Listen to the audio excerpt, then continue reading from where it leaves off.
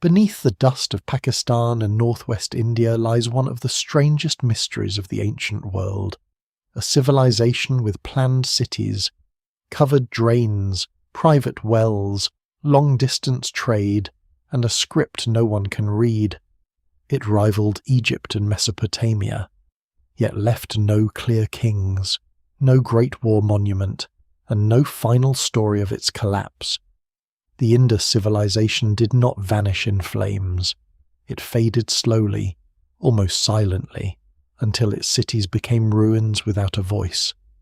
Before we go deeper, take a moment to like the video and subscribe if this is the kind of history and mystery you enjoy. The dust lies quietly over the old brick walls, but the silence is misleading.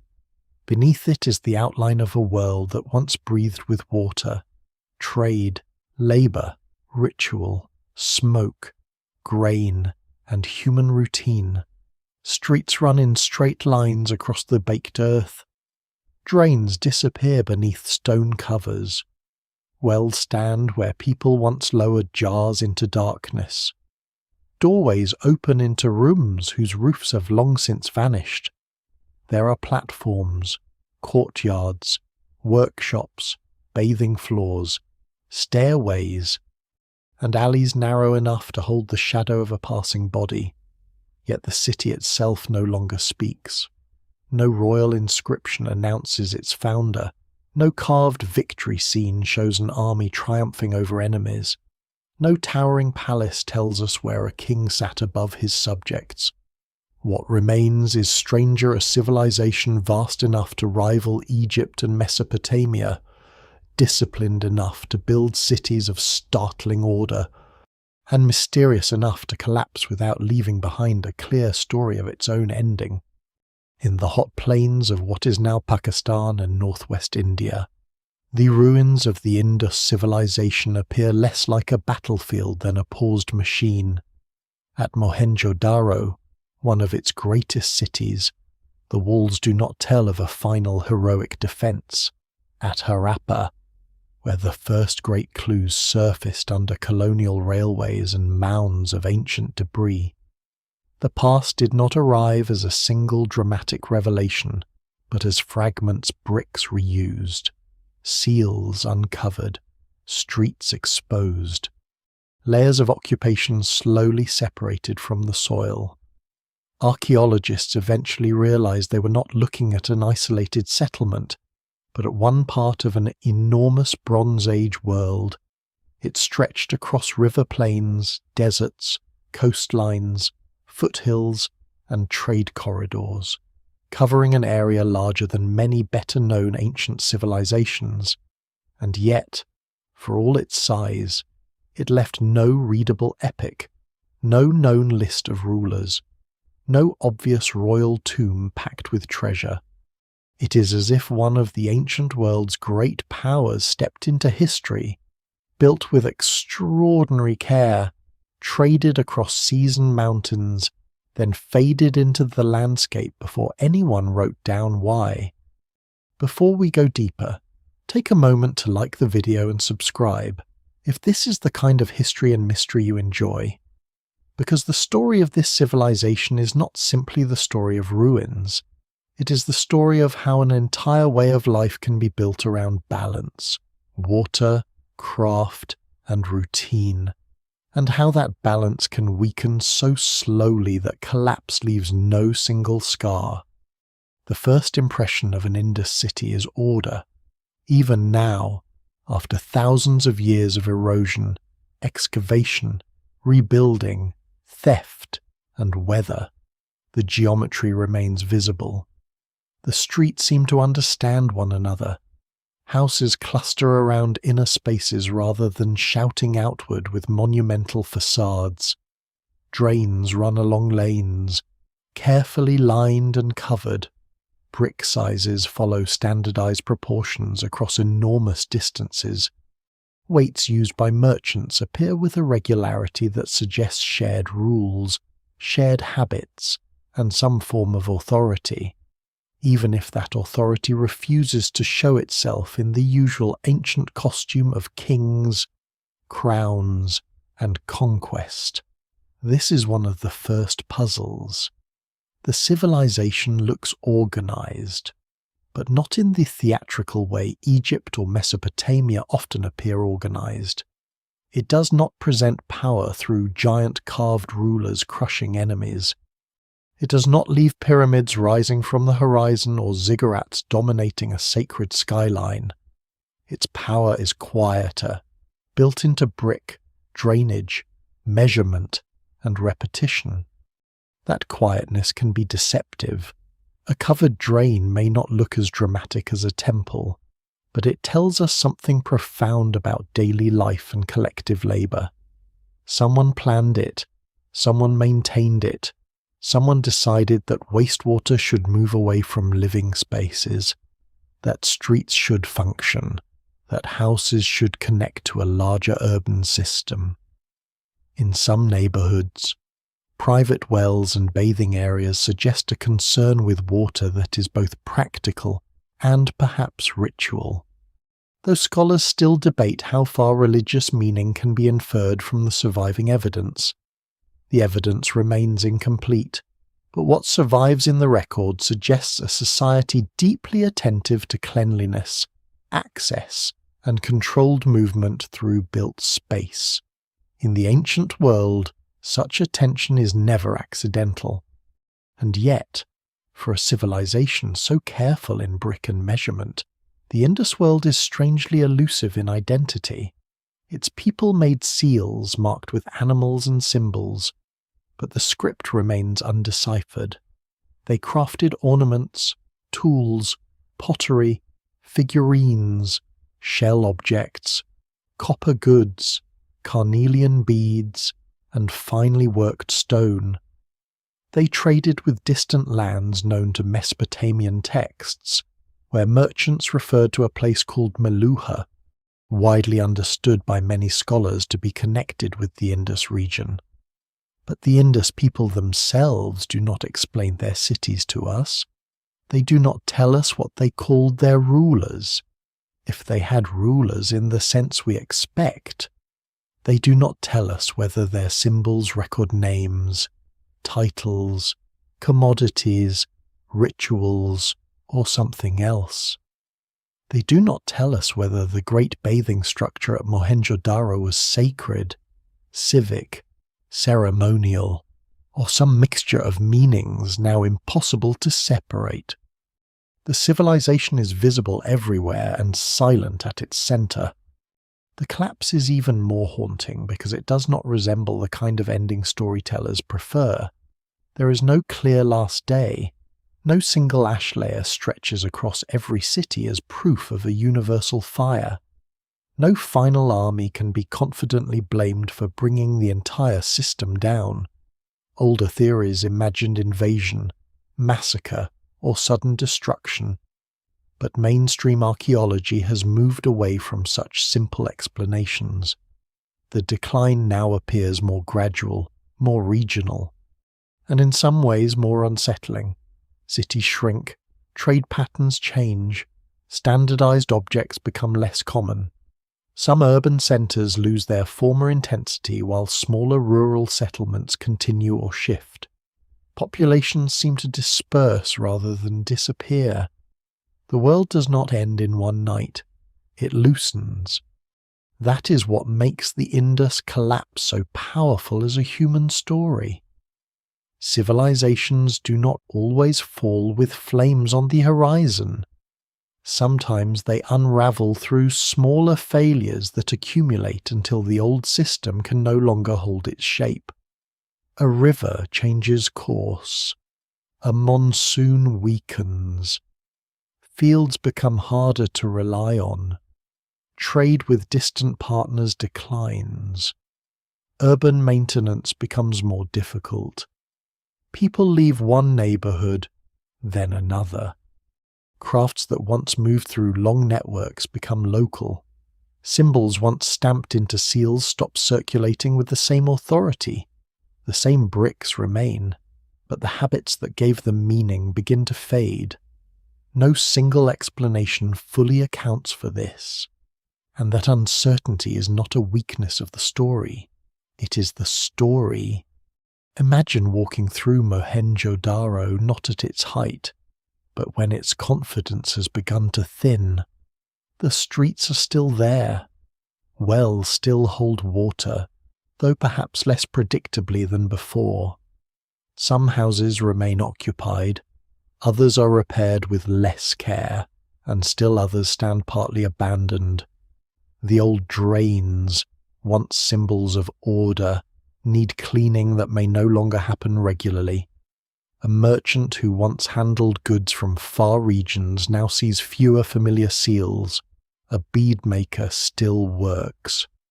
But the demand has changed. A family stores grain with caution, listening for rumours from other settlements. There is no announcement that an age is ending. There is only a change in rhythm. The city becomes quieter before it becomes ruin. This kind of ending is difficult to see in archaeology because it resembles life continuing under pressure. People adapt, they move, they simplify, they abandon one form of society and carry parts of it elsewhere. The Indus civilization did not vanish in the sense that its people evaporated. Human communities remained across the region. Farming continued. Craft traditions survived in altered forms. Villages persisted, but the urban system, the standardized world of seals, weights, planned cities, and long-distance integration, lost its coherence. What disappears is not humanity, but a particular arrangement of humanity. That distinction matters. It keeps the mystery grounded. It prevents the ruins from becoming fantasy. And it makes the loss more intimate, because what fades is something people had made with their hands over generations. The landscape itself holds part of the answer. The Indus world was born from rivers, and rivers are never passive backdrops. They flood, feed, carve, silt, wander, abandon old channels, and create new ones. A civilization that depends on them can appear stable for centuries while living beside forces that are always moving.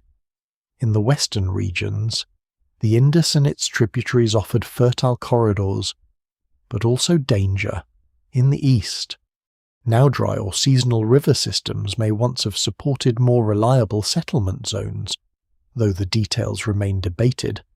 Climate evidence points toward weakening monsoons over time, not as a sudden switch from abundance to desert, but as a long stress placed upon farming, water supply, and settlement patterns. When the rains become less dependable, a city built on routine begins to face a different kind of enemy uncertainty. Still, the ruins resist easy moral lessons. It would be too simple to say the Indus people failed. In many ways, they succeeded for centuries with remarkable restraint and consistency. Their cities suggest cooperation over spectacle, standards over royal display, and urban function over monumental vanity. They created one of the earliest large-scale urban traditions in human history. They connected river plains with coastlines, mountains, and foreign markets. They shaped a civilization whose ordinary houses often reveal more than its elites, and when conditions changed, their descendants or related communities seem to have adapted, scattering into smaller worlds rather than preserving the old urban order at any cost. So the mystery begins not with the fact that the civilization collapsed, but with the way it leaves us searching for the shape of power, belief, and memory inside its remains. The bricks are clear, the drains are clear, the streets are clear, the silence is not. Somewhere between the planned avenues and the unread symbols lies a society that knew how to build, measure, trade, wash, store, craft, and endure. Somewhere between the river and the dust lies the reason its cities lost their force. The first step is to return to the landscape that made such a world possible, because before there were ruins, Before there was abandonment, before archaeologists gave names to buried mounds, there was water moving through a vast ancient plain, and people learning how to live with its power. Long before the cities become ruins, the rivers are already writing the first lines of the story. They descend from mountains, gather strength from snowmelt and rain, spread into plains, and carry with them the fine silt that can turn dry earth into farmland. The Indus system is not a single line of water but a living network, a wide and shifting world of channels, tributaries, floodplains, marshes, seasonal streams, and older riverbeds that sometimes hold water and sometimes remember it only in sand. To understand why people built so confidently here, it is necessary to see the land not as empty space waiting for civilization, but as a difficult partner. It gives grain, clay, fish, reeds, pasture, routes of movement, and access to distant worlds. It also changes course, floods without warning, dries under altered skies, and forces human communities to keep adjusting their lives around its moods. The Indus River begins far to the north, fed by high mountains where ice, snow, and seasonal weather shape water long before it reaches the plains. By the time it spreads southward, it becomes one of the great arteries of Asia, passing through landscapes that can seem harsh at first glance, but are full of opportunity for people who know how to read them. Floods renew fields with fertile sediment. Lowlands support barley, wheat, pulses, sesame, dates, and later cotton, one of the surprising signatures of the region's ancient economy. Nearby grasslands and scrub zones support cattle, sheep, goats, and water buffalo. Fish move through rivers and wetlands. Clay waits close at hand for bricks, pots, seals, toys, and countless ordinary objects. What survives in the record suggests that the Indus people did not simply occupy this environment. They organized themselves around it with unusual patience.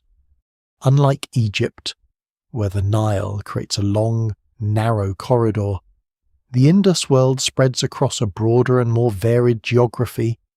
There are great alluvial plains in the west, arid zones near the edge of desert, foothill settlements near stone and mineral sources, coastal communities facing the Arabian Sea, and eastern regions tied to rivers that scholars still debate in detail. Some waterways that mattered in the Bronze Age are diminished, seasonal, or dry today, which makes reconstruction difficult. Satellite imagery, sediment studies, and excavation all help, but the evidence remains incomplete. Ancient river channels do not always reveal exactly when they flowed, how strongly they flowed, or how many people depended on them at a given moment. Still, it is clear that water shaped settlement in powerful ways.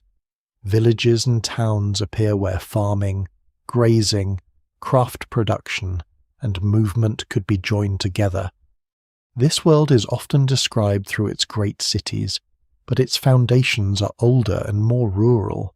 Before Mohenjo-Daro and Harappa reach their mature urban form, earlier farming communities are already experimenting with crops, animals, storage, pottery, and exchange. Generations learn where floods are generous and where they are destructive. They learn which soils can be trusted, which seasonal rhythms matter, and how to build with mud brick in a land where stone is not always nearby. They create local traditions long before those traditions are drawn into a wider civilization. The cities do not appear from nowhere. They rise from a landscape already patterned by human movement, memory, and labor. The seasonal flood is one of the quiet engines behind this transformation. A river flood can be frightening, but it can also be a form of renewal. In a world before modern chemical fertilizers, silt is wealth. It restores tired fields. It spreads minerals. It allows farmers to plant in soils made fresh by water that has travelled hundreds of miles. But the same force that feeds can also destroy. Houses built too low may be damaged. Storage areas may be threatened. Roads may vanish under mud. A settlement that prospers beside water must understand elevation, drainage, timing, and repair.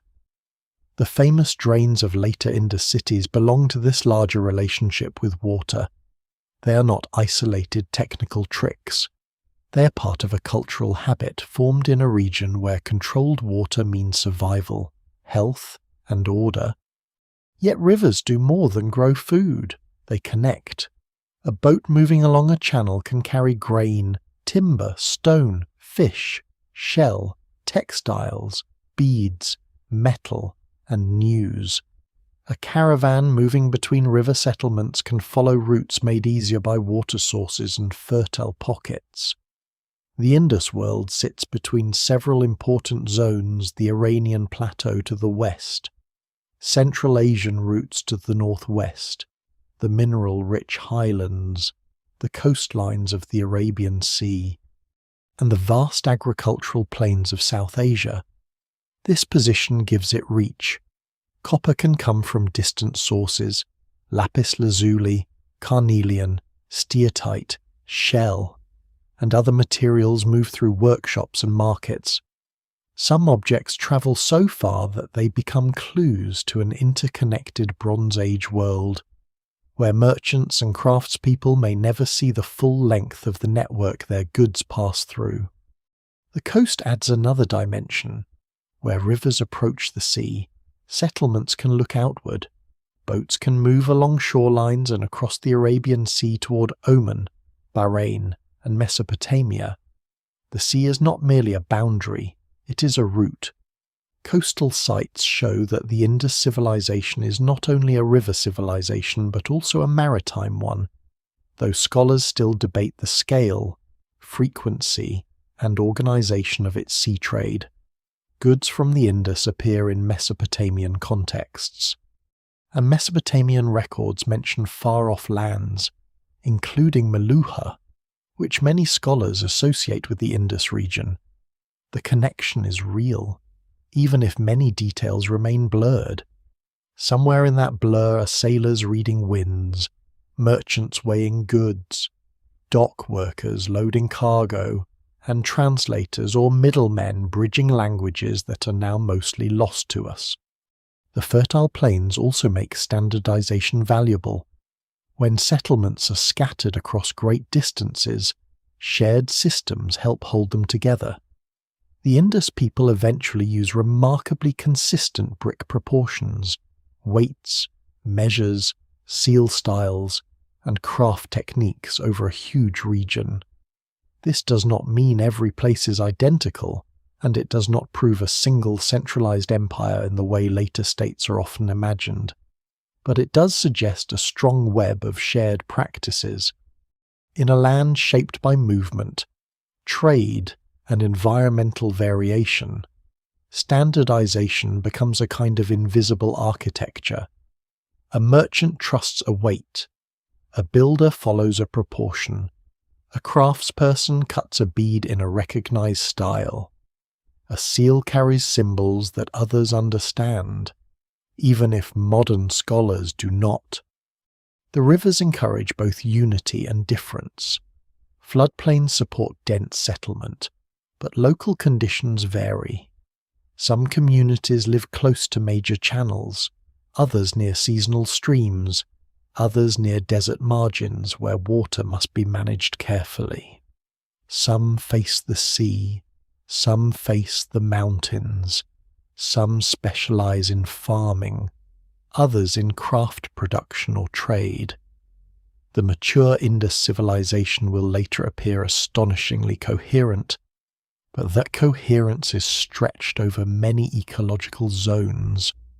This is part of its strength. It can draw from multiple landscapes. It is not dependent on a single crop, one city, or one narrow corridor, But this is also part of its vulnerability. When climate shifts, rivers move, trade weakens, or local pressures build. The effects do not strike every place in the same way. A civilization spread across many environments can fragment unevenly, quietly, almost invisibly. For centuries, however, the system works. Fields ripen after floods, cattle move through grazing lands, clay is pressed into bricks and fired or dried in the sun. Boats and carts carry goods between towns. Small settlements grow into larger ones. Larger ones become cities. A pattern takes shape across the plains, not as a sudden miracle, but as an accumulation of decisions repeated over generations. The people of the Indus learn that rivers can be dangerous, but also generous enough to support ambition. They learn that a city can stand where water, food, craft, and exchange meet. They learn to build with the river's gifts and against the river's threats. And out of that long negotiation comes one of the most ordered urban worlds of the Bronze Age, a civilization whose rise is written not first in royal names, but in water, silt, brick, and the patient geography of survival. By the time the Indus cities reach their mature form, the landscape has already been trained by generations of experiment. Villages have grown, roots have thickened, craft traditions have sharpened, and the habits of measurement and building have become strong enough to cross great distances. Then, across the river plains and beyond them, a new kind of settlement begins to appear with a confidence that is still startling. These are not loose clusters of huts spreading wherever people happen to settle. They are cities with intention built into their bones. Streets meet at careful angles. Neighborhoods divide space into recognizable blocks. Houses open onto lanes. Wells serve repeated patterns of daily use. Drains carry wastewater away. And brick after brick follows proportions that make the entire urban world feel as though it has been assembled from a shared idea. At Harappa, the mounds rise from the plain like broken memories. Much of the ancient city has been damaged over time, and in the 19th century countless old bricks were removed and reused for railway construction before anyone fully understood what lay beneath. That loss is one of the quiet tragedies of archaeology. A city that had survived thousands of years in the earth was partly consumed by the modern world before its age and importance were known. Even so, enough remains to show a large, complex settlement with massive brick platforms, streets, craft areas, cemeteries, and layers of occupation that reveal long continuity and change. Harappa is not merely a ruin, it is a record of urban life repeatedly built, repaired, altered, and remembered in place. Mohenjo-Daro, farther south, gives an even more vivid impression of the mature Indus city. Its name, often translated as the Mound of the Dead, belongs to a much later memory, not to the people who built it. The original name is lost, locked away with the undeciphered script, but the city's physical form remains powerful. From above, its streets and buildings seem almost modern in their concern for order. A high mound, often called the citadel by archaeologists, stands apart from lower residential areas, though the word can mislead if it makes us imagine a military fortress in the usual sense. The evidence remains incomplete, and scholars still debate the exact functions of these elevated sectors. They may have supported important public structures, ritual spaces, administrative activities, storage, or some mixture of civic functions that do not fit neatly into later categories. One of the most famous structures at Mohenjo-Daro is the Great Bath, a carefully built brick tank lined to hold water with steps descending into it and rooms nearby. It is tempting to call it a temple, or a royal bathing pool, or a ritual centre, but the truth is more cautious. Its construction suggests importance. Its water-resistant design suggests special care. Its location suggests public or ceremonial meaning. Yet no inscription tells us what happened there. No image shows a procession entering the water.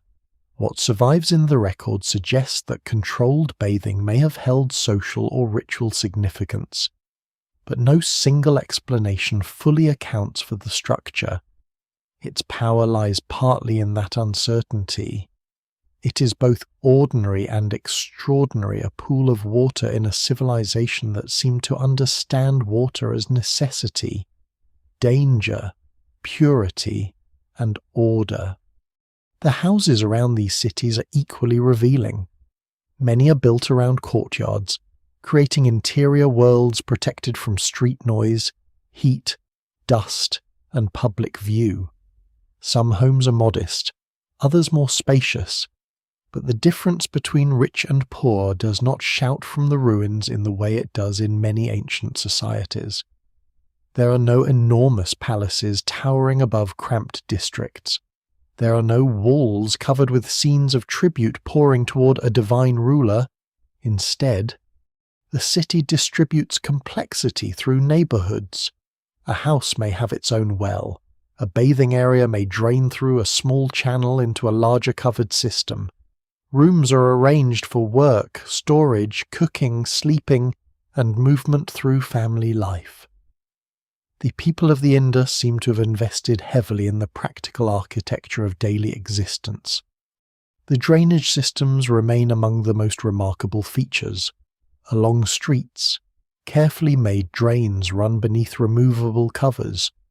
Wastewater from houses can pass into these channels, sometimes through settling jars or small soakage systems that help separate solids before water enters the public drain. This is not glamorous archaeology, but it may be one of the clearest signs of urban sophistication. A city can build a grand monument once through forced labour or royal command. Maintaining drains across neighbourhoods requires a more persistent kind of organisation. It requires repeated cleaning, shared expectations, skilled brickwork, and a belief that urban life depends on hidden systems functioning properly.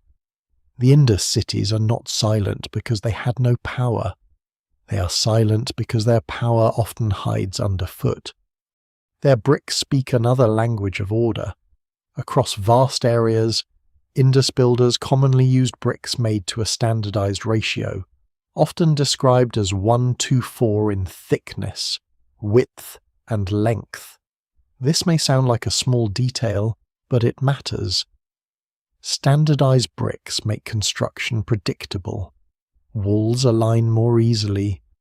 Drains and platforms can be planned with repeated units. Builders in distant cities can work within a familiar system. The bricks become a kind of shared code. Not written in symbols, but in measurements. They suggest that the Indus world possessed habits of coordination strong enough to shape material life from one settlement to another. The cities are also places of work. In some areas, archaeologists find traces of bead-making, shell-working, pottery production, metalwork, seal carving, and other specialized crafts. Carnelian beads, sometimes heated and treated to deepen their color, required skill and patience. Shell objects link inland cities to coastal sources. Steatite seals, carved with animals and tiny signs, reveal artisans capable of extraordinary precision. Copper tools, weights, bangles, figurines, faience ornaments, and painted ceramics all belong to an economy more layered than simple farming. Behind the clean lines of the streets are workshops filled with dust, heat, noise, and concentration drills turning, clay-shaped, kilns fired, stones polished, goods sorted, and finished objects entering networks that could carry them far beyond the city. other urban centres add to the picture, Dholavira, in the dry landscape of Kutch, shows a different expression of Indus planning, with massive stone architecture, reservoirs, gateways, and water management features adapted to a harsher environment. Lothal, often discussed for its possible dock or basin, points toward coastal trade and the importance of maritime routes, though scholars still debate the exact interpretation of the structure.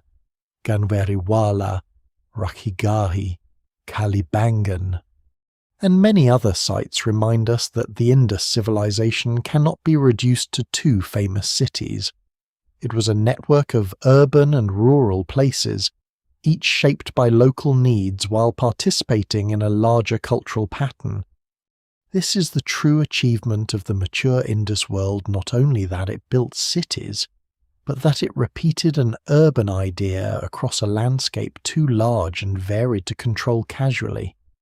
The result is neither a loose collection of villages nor an empire easily recognized by royal monuments. It is something more elusive, a civilization held together by shared practices, measurements, craft styles, symbols, trade habits, and perhaps beliefs that remain partly hidden from us. Its order is everywhere visible, yet its command structure remains obscure. The streets are straight, the drains are covered, the wells are deep, the bricks are regular, and the workshops are busy, but the human voice behind the system stays just out of reach, leaving us with the city that feels carefully planned and strangely anonymous, as if thousands of hands built it together while no single ruler stepped forward to claim it. The more clearly the Indus cities come into view, the stranger their political shape becomes. Most ancient civilizations like to announce power. Egypt raises pyramids, carves pharaohs into stone, and fills tombs with the wealth of eternity. Mesopotamia leaves inscriptions, royal names, conquest records, and temples tied to city gods and dynasties. Later empires across Asia and the Mediterranean often do the same. They build monuments not only to last, but to be recognized as monuments. The Indus civilization, by contrast, seems almost reluctant to advertise authority in those familiar terms. It leaves cities, weights, seals, drains, wells, and standardized brickwork, yet no obvious king stands at the center of the picture. That absence is not a minor curiosity. It is one of the deepest puzzles in all of ancient history. At first, the temptation is to assume the evidence is simply missing. Perhaps the royal palaces remain unexcavated. Perhaps the greatest tombs lie elsewhere. Perhaps future discoveries will reveal a line of rulers and sweep away the uncertainty. That remains possible in part, because archaeology is always incomplete, and vast areas of Indus settlement remain unexplored or damaged. Yet after more than a century of excavation, the pattern itself begins to look meaningful. The absence is too consistent to ignore. There are large structures, elevated platforms, and buildings that may have had administrative or collective functions. But there is nothing that clearly corresponds to a palace in the usual Bronze Age sense. Burials, too, tend not to display the kind of extravagant hierarchy seen elsewhere. Grave goods exist, but they do not create a world of spectacular elite tombs. The evidence remains incomplete. But what survives in the record suggests a civilization that organized itself without relying on the public glorification of individual rulers. That does not mean the Indus world was egalitarian in some modern romantic sense. Large cities do not run themselves. Standardized weights do not appear by accident. Drains do not remain functional across neighborhoods without coordination. Specialized crafts, trade networks, resource movement, and large-scale construction all imply authority of some kind. The real question is what kind? Scholars still debate whether the civilization was governed through merchant elites, priestly groups, local councils, urban administrators, kin-based leadership, or a more distributed system linking multiple centers rather than one capital. No single explanation fully accounts for the evidence. The Indus civilization may have operated through a form of power that was highly organized but less theatrical than the monarchy-centered states of Egypt and Mesopotamia. The layout of the cities offers clues, though not certainty. Elevated sectors sometimes suggest places of special status, whether administrative, ritual, storage-related, or protective. Larger buildings may indicate collective use rather than royal residence. Granary-like structures have often been identified, though some of these interpretations are now debated. Archaeology is full of old labels that survive longer than the confidence behind them. What one generation calls a granary, another may reinterpret as a hall, platform, warehouse, or something more complicated. The same caution applies to words like citadel and priest-king. These terms are useful shorthand, but they can smuggle assumptions into the past. The Indus people may have had priests, rulers, or both, but the surviving evidence does not allow us to map later political categories onto them with comfort. One small object captures this uncertainty perfectly. At Mohenjo-Daro, archaeologists found a carved steer-type figure often nicknamed the priest-king. He is shown with a trimmed beard, a patterned robe draped over one shoulder, and a composed, almost distant expression.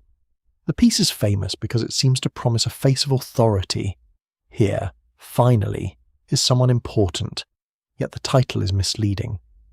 There is no proof that the figure is a priest, no proof that he is a king, and no proof that he represents either office at all.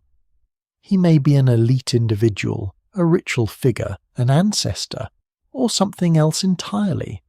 Still, the sculpture matters because it shows that status and representation existed, even if they did not take the colossal, triumphant form known from other civilizations. Power in the Indus world may have preferred restraint to display. Seals add another layer. Thousands of them have been found, often carved with animals such as the so-called unicorn, humped bulls, elephants, rhinoceroses, and other creatures, along with short sequences of signs from the undeciphered script. These seals were likely used in trade, storage, or administration, perhaps to mark ownership, identity, authority, or controlled goods. Some may have had ritual dimensions as well.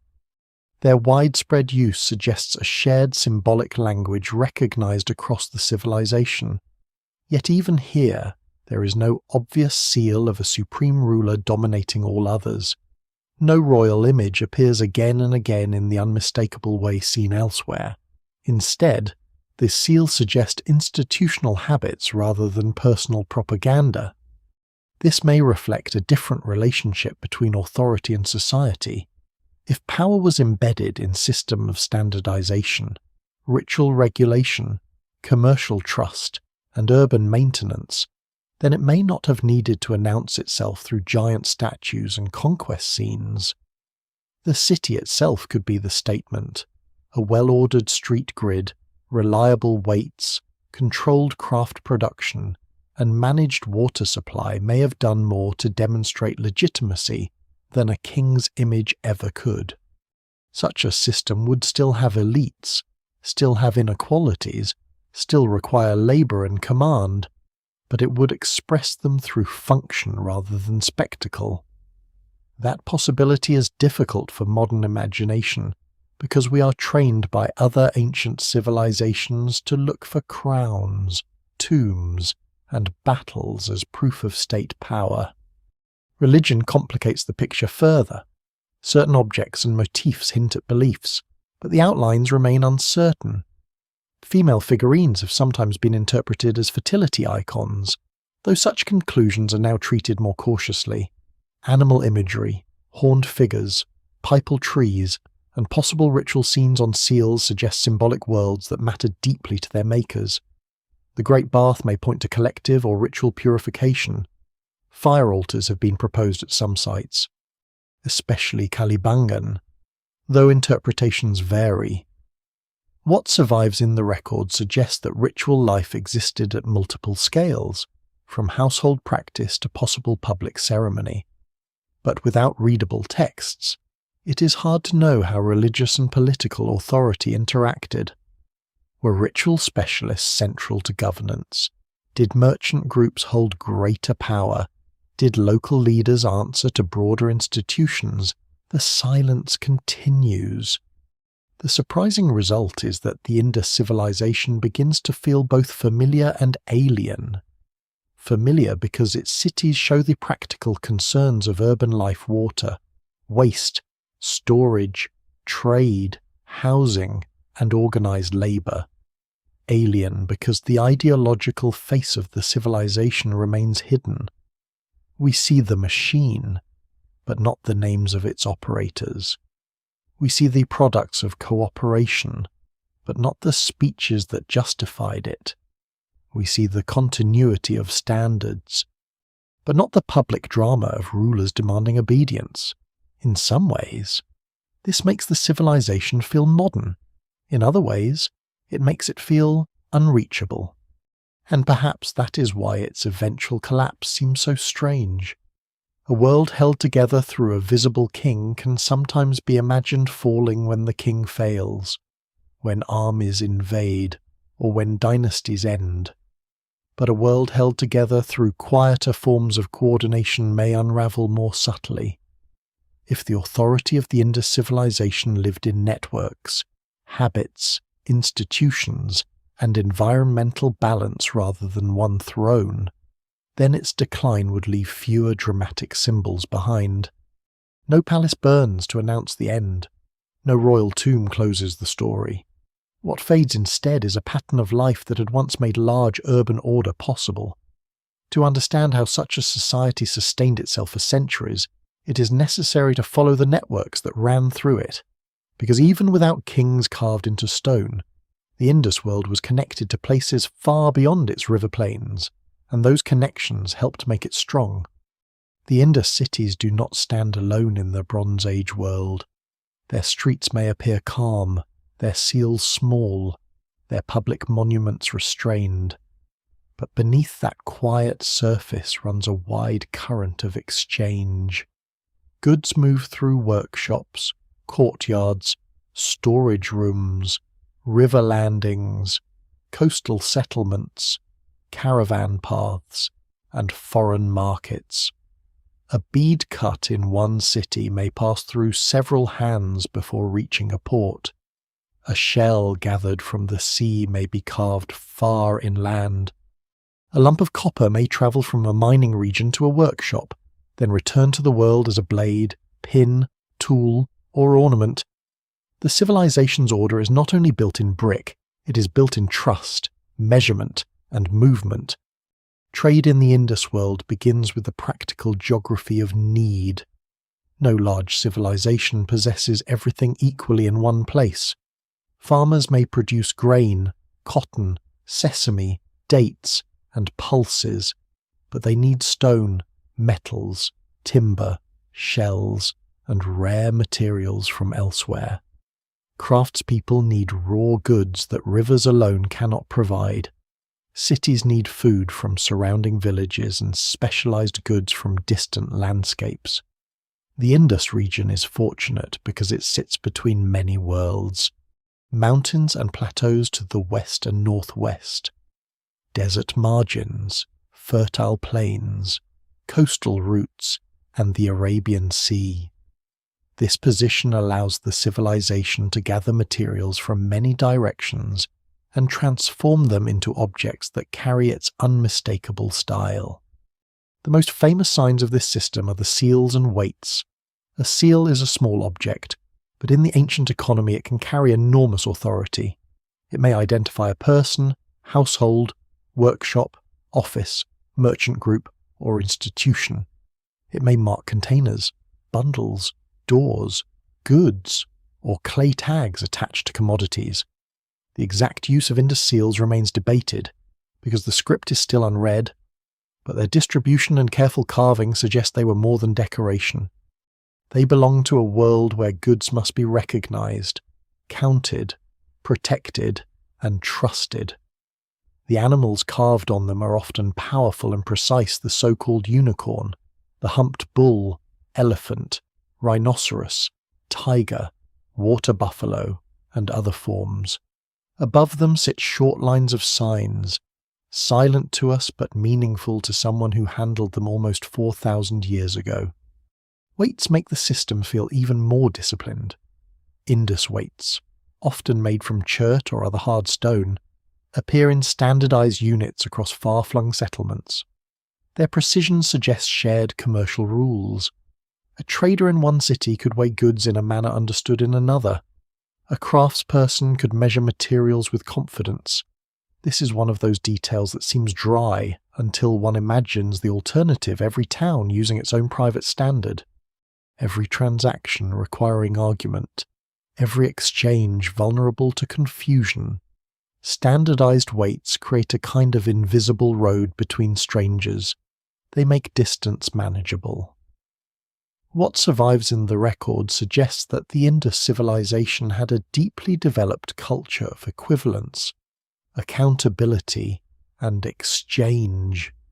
Some of the goods moving through this world are ordinary and essential: grain, oil, textiles, livestock products, timber, and pottery likely travel between villages and urban markets. Other goods are more specialized. Carnelian beads are among the most striking. The stone, often reddish or orange, could be shaped, drilled, polished, and sometimes heat-treated to intensify its color. Long carnelian beads required technical skill, including drilling through hard stone with remarkable accuracy. These objects appear not only in Indus contexts but also beyond the region, including Mesopotamia. A bead small enough to rest on a fingertip can therefore become evidence of a vast human chain miners or gatherers, transporters, bead makers, merchants, sailors, buyers, and wearers, most of whose names are lost. Shell is another clue. The Indus people worked marine shell into bangles, inlays, ornaments, and other objects. Since many major cities stood inland, shell objects reveal links to coastal zones.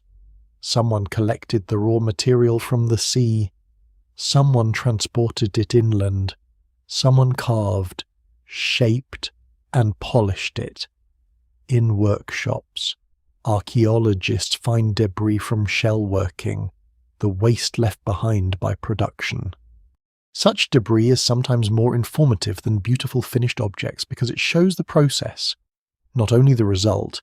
It reveals labor, specialization, and repeated demand. The coast was not a distant edge of the civilization. It was part of the same economic body. Metals also move through these networks. Copper and bronze tools appear throughout the Indus world, though stone tools remain important as well.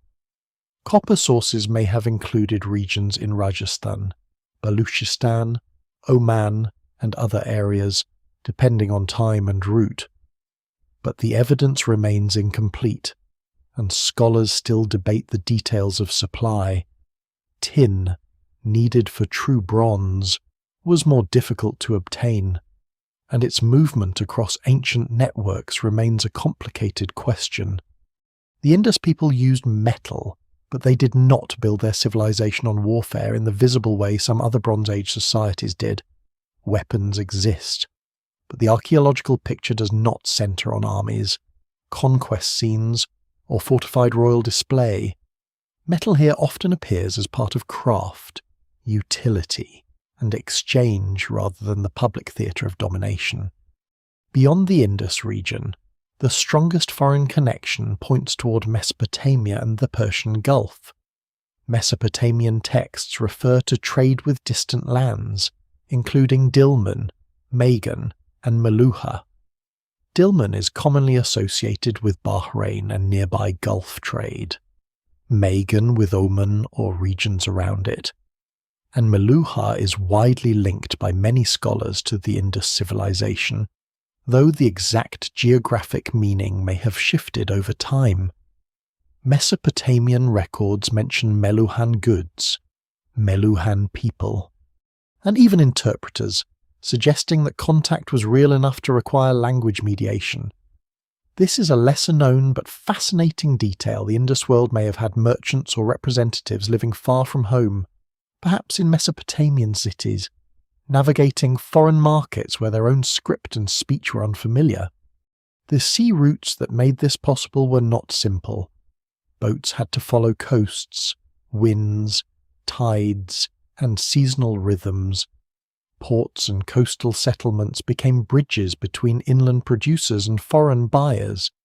Lothal is often discussed in this context because of its large basin-like structure, sometimes interpreted as a dockyard, though that interpretation remains debated, whether it was a dock, reservoir, or something serving multiple functions. This site still reflects the importance of water management, craft production, and coastal connectivity. Other settlements along the Mehrkran coast and Gujarat region also help reveal a civilization that looked outward as well as inland. Trade, however, is never only economic. It carries styles, technologies, stories, anxieties, and expectations. An Indus seal found outside its homeland becomes more than an artifact. It is evidence of recognition. A Mesopotamian object in an Indus context, or an Indus bead in a Mesopotamian tomb, hints at lives crossing cultural boundaries, yet the exchange is not symmetrical in the way written history preserves it. Mesopotamia left texts, so its side of the story is louder. The Indus side remains muted. We know they traded, but not what they thought of their partners. We know goods moved, but not the names of the merchants. We know standards existed, but not the laws behind them. This matters for the later collapse because long-distance networks can strengthen a civilization while also making it sensitive to distant change. If foreign demand shifts, if Gulf routes become unstable, if Mesopotamian cities face their own disruptions, or if internal Indus systems weaken, trade may contract. No single explanation fully accounts for the decline, but changes in exchange are part of the larger unravelling. For now, at the height of the civilization, the networks are alive. A seal presses into wet clay. A weight balances against goods on a scale. A boat waits near a tidal channel. A bead catches the light in a foreign city. The Indus world is not isolated behind its silent script. It is moving, measuring, carrying, and being carried, joined to the wider Bronze Age by objects small enough to fit in the palm of a hand. The same trade networks that carry beads, shells, metals, and cotton also carry something more mysterious. Small marks pressed into clay, carved into stone, scratched onto pottery, and set above animals on seals. These marks are among the most haunting remains of the Indus civilization because they seem to stand at the edge of speech. They look deliberate, repeated, controlled, and meaningful. They appear in patterns, not random decoration. They belong to a society that measures carefully, builds consistently, and trades across enormous distances, yet they refuse to open. Thousands of years after the cities fell silent, this script remains unread, and with it an entire civilization's inner language stays locked behind a narrow row of signs. Most Indus inscriptions are short. This is one of the central difficulties. Unlike Egypt, where long royal and religious texts cover walls, tombs, coffins, statues, and papyrus, the Indus world leaves no great carved narrative, unlike Mesopotamia, where clay tablets preserve accounts, laws, letters, hymns, and lists in staggering numbers. The Indus civilization offers mostly brief markings, often only a few signs long. Many appear on steatite seals, usually above an animal figure. Others are found on pottery, copper objects, tablets, tools, ivory, bone, and clay tags. The signs repeat often enough to suggest a real system, but the surviving examples are rarely long enough to reveal grammar in a clear way. It is like trying to understand a language from name stamps, labels, and short account codes, while the books, letters, and songs have vanished. This absence has shaped everything scholars can and cannot say about the Indus people. We do not know what they called their cities. Harappa and Mohenjo-daro are modern or later names, not the voices of the builders themselves. We do not know the names of their leaders, if leadership was named in a way familiar to later states. We do not know the words they used for river, house, grain, cattle, god, ancestor, merchant, law, or death. We do not know whether the symbols record a language. Several languages, names, titles, commodities, rituals, clan marks, or some mixture of these. Most specialists accept that the signs formed a meaningful communication system, but scholars still debate whether it represents full writing in the strict sense, a logosyllabic system, a limited administrative code, or something else. The evidence remains incomplete, and the silence is stubborn. These seals themselves are beautiful and severe. Many are square, small enough to fit easily in the hand, carved from steatite and often fired or treated to give a pale surface. The animal images are precise and memorable. The so-called unicorn appears again and again, a long-bodied creature with a single forward horn, often standing before an object that may be a ritual stand, feeder, or symbolic device. Bulls appear with heavy shoulders and sweeping horns, elephants, rhinoceroses, tigers, goats, water buffalo, and composite creatures suggest a symbolic world where animals carried meaning beyond simple identification. Above them, the script sits in a compact line. On many seals, the signs likely read from right to left, though direction can vary or remain uncertain depending on the object. A seal could press its image into wet clay, leaving a reverse impression, a small act that turned identity into authority. One lesser-known clue comes from Dolavira, where archaeologists found what is often described as a large signboard-like inscription. Its symbols, made on a scale unusual for the Indus world, may once have been mounted near a gateway or public area. This is important because it suggests that Indus signs were not used only in private sealing or small commercial contexts. They could also appear in a more public visual setting, but even this dramatic find does not solve the problem. The inscription is still short. It gives a scale, not translation. It tells us that signs could be meant to be seen, perhaps read, by people entering or moving through an important space, but it does not tell us what they said. Decipherment has failed for several reasons, and not because people have lacked imagination.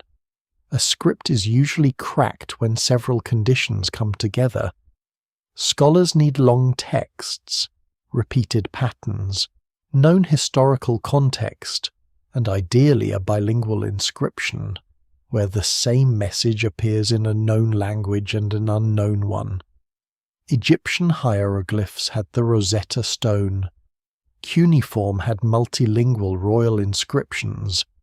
The Indus script has no confirmed bilingual key. No seal has yet appeared with a clear translation beside it in Akkadian, Sumerian, or another readable ancient language.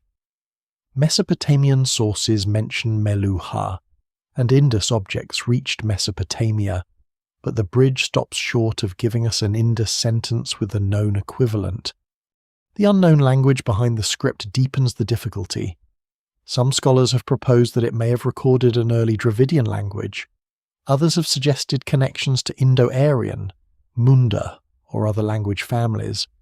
While some argue for a linguistic landscape more complex than any single surviving family can easily explain, the Dravidian hypothesis has attracted serious scholarly attention, partly because Dravidian languages are still spoken in South Asia, and because certain cultural and linguistic continuities have been proposed. Yet no theory has achieved universal acceptance. Without a deciphered text, language arguments remain suggestive rather than conclusive.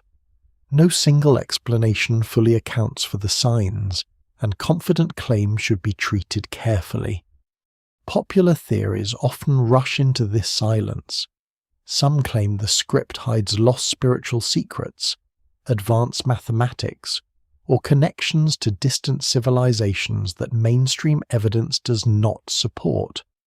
Others insist it has already been solved, usually by forcing signs to match a preferred language or mythic tradition. These claims can be entertaining, but they tend to ignore the hard limits of the evidence. The real mystery is not weaker because it lacks fantasy. It is stronger because it sits inside the disciplined work of archaeology, linguistics, and pattern analysis. The signs are real, their repetition is real, their importance is real. What remains uncertain is the meaning, even unread. The script tells us something about the civilization that made it. It shows a world concerned with identity, classification, ownership, exchange, or status. It shows symbols recognized across wide distances, from major cities to smaller settlements and trade contexts. It suggests that people moving goods through the Indus world needed marks that others could trust. It may also suggest ritual or social identities, since many seal animals seem too symbolically charged to be merely practical labels. What survives in the record suggests a society where writing, image, and authority were compressed into small objects used in daily systems of exchange and recognition. The tragedy is that the Indus people may have written more than we have found. If they used perishable materials such as cloth, palm leaves, bark, leather, wood, or other organic surfaces, those texts would rarely survive in the climate and soils of the region. The surviving inscriptions may be only the durable edge of a much larger written world. Perhaps there were records, messages, contracts, or ritual texts that decayed long ago. Perhaps the civilization relied mostly on seals and memory. Archaeology cannot yet say. The silence may reflect actual brevity, or it may reflect survival bias, one of the great distortions of ancient history. So the script remains suspended between presence and absence. It is everywhere enough to prove meaning, but nowhere enough to surrender meaning easily. It gives the Indus civilization an outline of voice without sound. Each seal seems to approach speech and then stop. Each sign carries the pressure of a human hand, a mind choosing order from a set of known marks. Yet the sentence does not reach us. The cities have streets, drains, wells, workshops, waits, and trade routes. But their own words remain behind a closed door. To understand the people more closely, we must therefore turn from unread signs to the physical traces of life itself, because where the script remains silent, the houses, tools, food, ornaments, and floors still speak in quieter ways. Behind the careful brick lines and unread signs, the Indus civilization becomes most human in its ordinary spaces. A city can be described through its streets and drains, but it is lived through smaller movements, a hand lifting a water jar from a well, grain poured into a storage pot, a floor swept clean, a bead polished in the workshop, smoke rising from a cooking area, footsteps crossing an inner courtyard before the day grows hot. The people of Harappa, Mohenjo-daro, Dholavira, and many smaller settlements did not experience their world as a mystery. They experienced it as routine, obligation, skill, family, hunger, comfort, labour, and habit. The mystery belongs to us because so much of their voice is gone.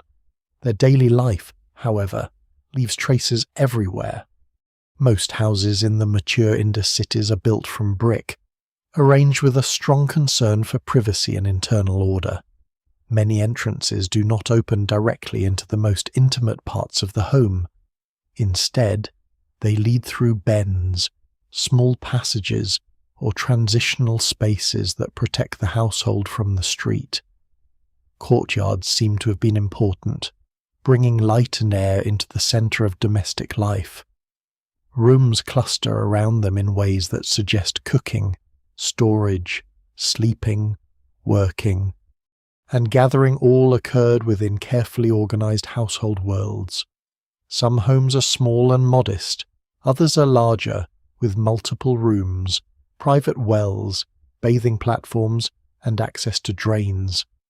Inequality likely existed, but it does not scream from the architecture with palaces on one side and miserable huts on the other. The evidence remains incomplete, yet what survives suggests a society where comfort and practical infrastructure were not limited only to a tiny visible elite. Water shapes domestic life as much as it shapes the wider landscape. In Mohenjo-Daro especially, wells are numerous, sometimes serving individual houses or small clusters of households.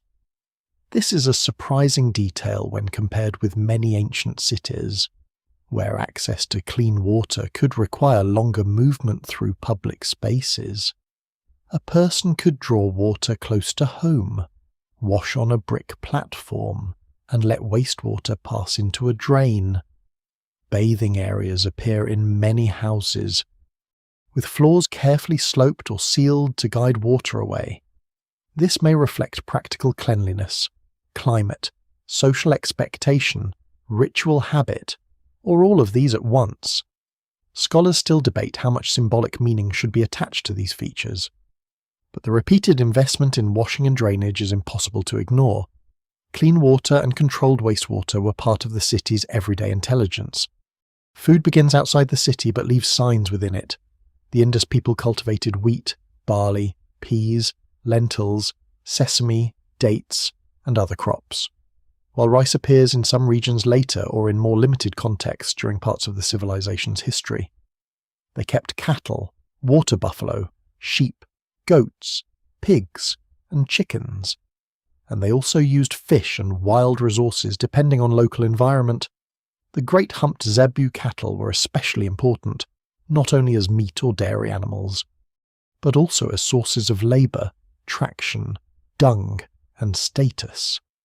In a city, food would arrive through many channels: grain from nearby fields, milk products from herders, fish from rivers, shellfish or marine goods from coastal areas, fruit from gardens, and spices or flavourings that rarely preserve clearly in the record.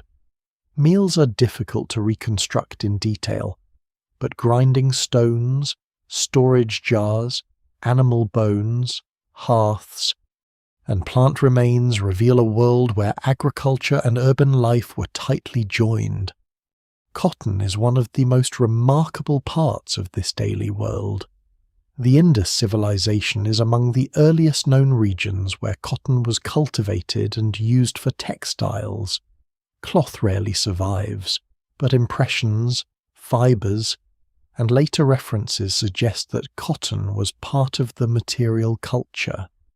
This matters because clothing in archaeology often disappears, leaving people looking more bare and simplified than they really were.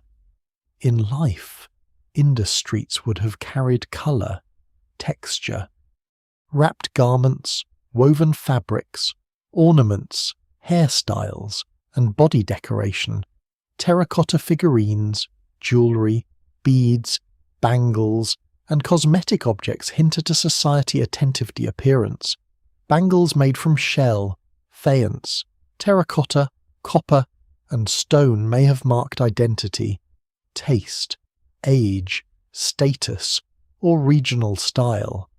Some figurines show elaborate headdresses or ornaments, though interpreting them as direct portraits is risky. They are clues, not photographs. Craft production brings another layer of sound and motion. In workshops, artisans drilled beads, shaped shell, fired pottery, worked copper, carved seals, made faience, and produced tools for daily use. The making of faience is a particularly interesting detail. It involved creating a glazed material with a bright surface, often blue-green, from crushed quartz and other ingredients. Such objects required technical knowledge and controlled firing conditions. Beadmakers working carnelian could spend enormous effort creating tiny, precise objects that later move through trade networks. A finished bead may look decorative, but behind it is heat treatment, abrasion, drilling, polishing, sorting, and exchange. The Indus economy rests not only on farmers and merchants, but also on specialists whose hands turned raw materials into symbols of value. Children existed in this world too, though they appear indirectly and carefully through the record. Archaeologists have found terracotta toys, small carts, animal figurines, rattles, and game pieces that suggest play, learning, and imitation of adult life. Toy carts with wheels are especially vivid because they echo the real carts that likely moved goods along streets and tracks. These objects remind us that ancient cities were not only places of administrators and traders, they were full of families, noise, boredom, affection, discipline, and small experiments in growing up. Still, no single toy can tell us exactly how childhood was understood, and the evidence remains incomplete. What survives only allows glimpses. The dead offer another quiet view of life, although burial practices vary across time and place. Cemeteries associated with Harappan sites show bodies laid out with pottery, ornaments, and occasional personal items, but not usually with the extreme wealth found in royal tomb cultures. This does not mean death was unimportant. It may mean that status was expressed differently, or that the most important rituals left fewer durable traces, or that social hierarchy was less dramatically displayed in burial. The living city, with its repeated investments in water, brick, craft, and order, may have been a stronger stage for identity than the grave. Daily life in the Indus world therefore feels both ordinary and refined. People cook, wash, repair, store, trade, decorate, raise animals, make tools, and maintain homes, but they do so inside cities whose hidden systems are unusually sophisticated for their age. The civilization's greatness does not depend only on monumental mystery. It appears in the ability to make urban routine work for centuries. A covered drain, a private well, a standardized brick, a polished bead, a child's clay cart, a courtyard shaded from the street. These are small things, but together they form the texture of a society. And this texture matters when the collapse begins. A civilization is not an abstract structure falling from the sky.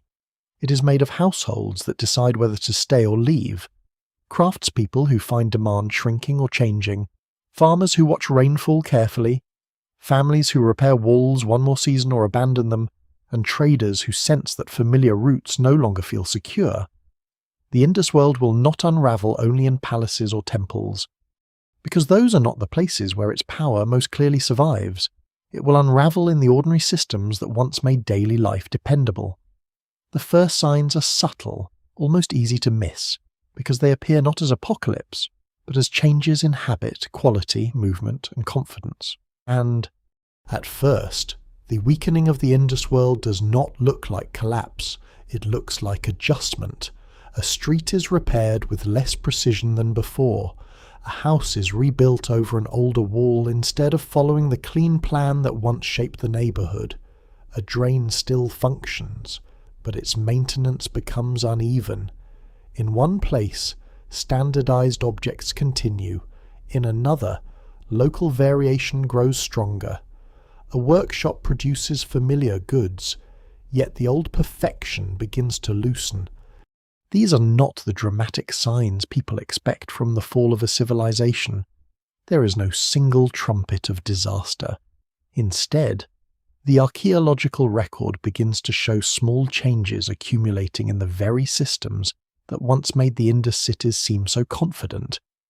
This is one of the hardest parts of the story to read, because cities are always changing. A repaired wall does not automatically mean crisis. A new pottery style does not automatically mean decline. A neighborhood shifting its layout may reflect growth, adaptation, crowding, flood damage, social change, or ordinary rebuilding. Archaeologists must be careful not to turn every difference into a symptom of doom. Yet when changes appear across many sites and across multiple categories of evidence, a larger pattern begins to emerge. The mature urban order that once stretched across the Indus world starts to lose some of its uniformity.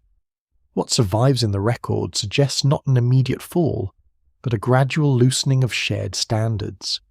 Settlement patterns are among the first clues. Some major urban centres continue for a time, but their role appears to change. In certain regions, large cities decline while smaller settlements become more important. Populations may shift eastward or toward areas where rainfall and local farming remain more reliable. Though the details are complex and scholars still debate the exact timing and causes, the old urban heartlands do not simply empty in a single movement. People move unevenly, responding to local pressures. A family might leave one city for a village, a craftsperson might follow new demand, a farming community might remain in place while its connection to distant urban markets weakens. The civilization is not disappearing yet, but its centre of gravity begins to move. The material culture changes as well.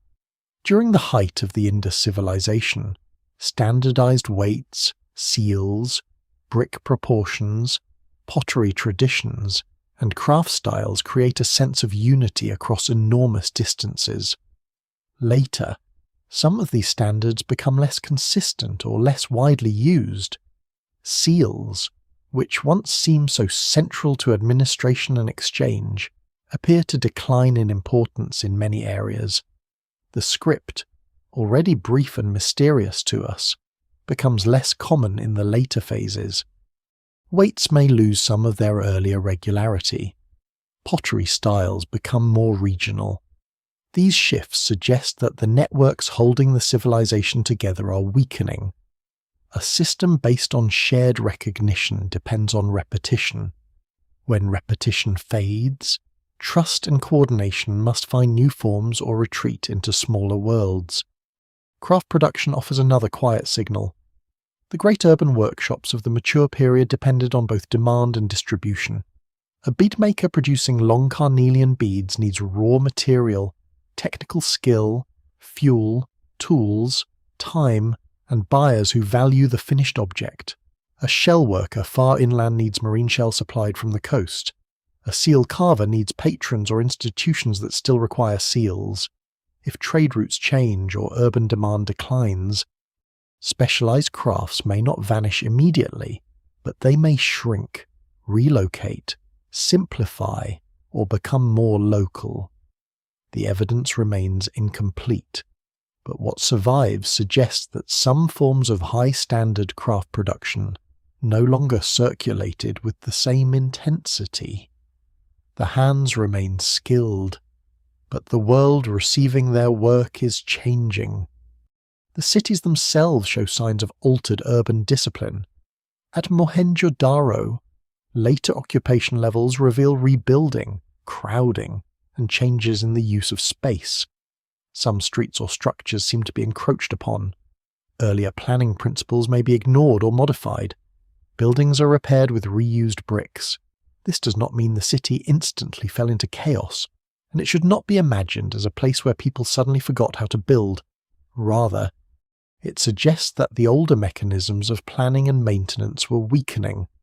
The city continued, but perhaps with less centralized coordination, less labor available for public works, or less confidence that old rules still mattered. That distinction is important. Collapse often sounds like absence, but in archaeology it can look like persistence under strain. People still live in the city. They still cook, wash, trade, repair, and bury their dead. They still know the old streets, but they may no longer maintain them in the same way. They may build according to immediate need rather than shared urban design. They may reuse old bricks because producing or transporting new ones at scale has become harder. They may occupy spaces once reserved for other purposes. A civilization can continue physically while its organizing logic begins to dissolve. The decline of long-distance trade may have played a role, though no single explanation fully accounts for the changes. Connections with Mesopotamia appear to shift over time, and the wider Bronze Age world is itself unstable in different periods and regions. If foreign demand for Indus goods decreased, or if maritime and overland networks became less reliable, the effects would have travelled back into workshops and cities. But trade disruption alone cannot explain everything. The Indus world was vast and internally rich. Its unravelling likely involved several pressures acting together: environmental change, shifting rivers, weakening monsoons, altered agriculture, changes in settlement, and perhaps social transformations that are almost invisible without readable texts. One of the more surprising details is that the signs of strain do not always point toward violence. In many ancient collapses, fortifications, weapons, burned layers, mass graves, or destruction horizons become central to the story. In the Indus case, the picture is less dramatic and more ambiguous. There are isolated finds and difficult contexts, but there is no strong evidence for a civilization-wide war that destroyed the cities in one sweeping catastrophe.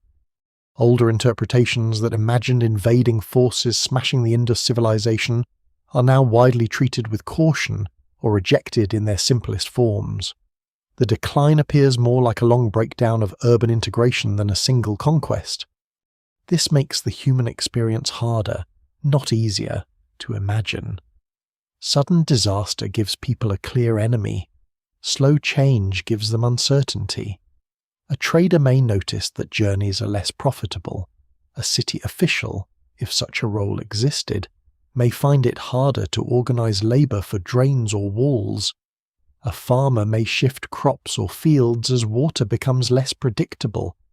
A household may decide that a smaller settlement offers better security than a crowded city, whose systems no longer work as they once did. No one needs to declare that civilization is ending. The old pattern becomes less useful, less dependable, and eventually less worth preserving. By the late phase, the Indus world is becoming more regional. Local traditions strengthen as the broad uniformity of the mature period fades. This should not be mistaken for simple cultural death. People are adapting, making new choices, and carrying forward parts of older traditions in altered forms. But the great shared system of cities, seals, weights, drains, and standardized forms is beginning to fracture. The first signs of strain are not ruins, they are changes in rhythm. The same landscape still holds rivers, fields, houses, animals, and workshops. But the invisible architecture of trust and coordination is weakening, and once that begins, the physical cities can remain standing for a long time, while the civilization that built them is already becoming something else. Once the first signs of strain appear, the rivers become impossible to treat as background. They have always been part of the story, but now their movement begins to feel less like a source of life and more like a hidden force pulling at the foundations of the cities. A river civilization can look permanent from the height of its brick platforms, but rivers do not share the human idea of permanence. They wander across floodplains, split into channels, abandon older beds, swallow banks, bury fields in silt, and sometimes leave entire settlements facing a landscape that no longer behaves as memory promised. For the Indus world, this matters deeply, because its strength had grown from water's generosity, and its weakness may have begun when that generosity became harder to predict. The Indus River itself is powerful, but the civilization was never dependent on one river alone. Its settlement spread across a wide region tied to many waterways, including the Indus and its tributaries, the Gagga-Hakra system and related ancient channels, seasonal streams, flood-fed plains, and local water sources in drier zones. This makes the problem complicated. There was no single tap that turned off across the whole civilization. Some areas may have remained fertile while others became less reliable. Some communities may have shifted gradually toward new water sources. Others may have stayed near older channels until farming, trade, and daily life became too difficult to maintain at the same scale. The evidence remains incomplete, but what survives in the record suggests a civilization increasingly forced to adjust to changing river behavior. In the Eastern Indus world, the question of lost rivers has become especially important. Across parts of what are now northwest India and eastern Pakistan, dry channels mark the landscape like scars of vanished water. Many settlements once stood near these pale lines. For decades, scholars have debated how strongly these ancient channels flowed during the mature phase of the Indus civilization, whether they were fed by major Himalayan rivers in earlier times, and how their weakening affected human settlement. The Gagga-Hakra system is central to this debate. Some older ideas imagined a mighty river drying suddenly and destroying the cities along it. More recent research tends to be more cautious. River changes likely occurred over long periods, and some major shifts may have taken place before the mature urban phase. Yet even a seasonal or monsoon-fed river system could support settlement under the right climate. And if rainfall weakened, its value could decline sharply. This is where river movement and climate begin to overlap. A channel does not need to vanish overnight to damage an urban system. It only has to become less dependable. If floods arrive with less regularity, fields lose renewal. If channels shift away from older settlements, transport becomes harder. If groundwater drops, wells require deeper effort. If seasonal streams become more uncertain, villages that once supported cities may produce less surplus. These pressures do not create instant ruin, they create decisions. A farmer plants differently, a family stores more cautiously, a settlement moves closer to a better water source, a city receives less grain, fewer goods, and fewer people willing to maintain its older systems. In this way, river change becomes a slow political force, even without kings or armies. Mohenjo-Daro itself shows the double nature of water. The city appears to have suffered repeated flooding during its long history. Flood deposits and rebuilding episodes suggest that people did not simply enjoy the river, they fought it, repaired after it, and built again on top of older damage. This resilience is impressive. It shows that floods alone did not destroy the city, because the inhabitants knew how to recover. But resilience has limits. Repeated rebuilding requires labour, organisation, confidence, and resources. If other pressures are also growing, each flood becomes more costly. A city can survive one disaster, then another, until the act of restoration no longer seems worth the effort, or no longer can be organised at the former scale. The river plains also depend on silt, and silt is both gift and burden. Fertile sediment renews fields, but it can also raise ground levels, choke channels, alter drainage, and force settlements to adapt. Over generations, a city built in a floodplain may find itself surrounded by changing surfaces. Old drains may no longer work as well. Low areas may become wetter or more vulnerable. Higher areas may become more desirable. Streets and houses are rebuilt over earlier layers, sometimes creating complex mounds where the city slowly rises above its past. Archaeology often sees this as stratigraphy, neat layers in the earth, but for the people living through it, it was inconvenience, repair, mud, smell, dampness, and labour. D'Oliveira offers a different but related lesson. Located in the dry region of Ceuta, it depended not on a great permanent river beside it, but on careful water management in a challenging environment. Its reservoirs, channels, and massive works show extraordinary adaptation to scarcity and seasonal flow. The people there captured and stored water with impressive skill. Yet such systems are also vulnerable to long-term shifts. If rainfall declines beyond a certain threshold, even sophisticated storage cannot fully compensate. D'Oliveira reminds us that the Indus civilization was not one environmental story but many. In some places, the danger was too much water, in others, too little. In others, water that arrived at the wrong time, in the wrong channel, or with declining reliability. This unevenness helps explain why the collapse does not appear as a single event. River changes affect places differently. A settlement near a dependable channel might persist while another declines. A small village may adapt more easily than a large city because it needs less imported food, less maintenance, and fewer coordinated systems. A city, by contrast, is a promise of scale. It requires constant inputs from the surrounding countryside. If water problems reduce agricultural surplus or disrupt transport, the city feels the pressure in ways a smaller community may survive. What looks like urban collapse may partly be rural adaptation. Scholars still debate the precise relationship between river shifts and the decline of the Indus civilization. Some emphasize tectonic changes, river capture, and the abandonment of channels. Others stress weakening monsoons and the gradual drying of once more reliable seasonal systems. Others warn that the evidence varies by region and cannot be forced into one simple map. No single explanation fully accounts for this.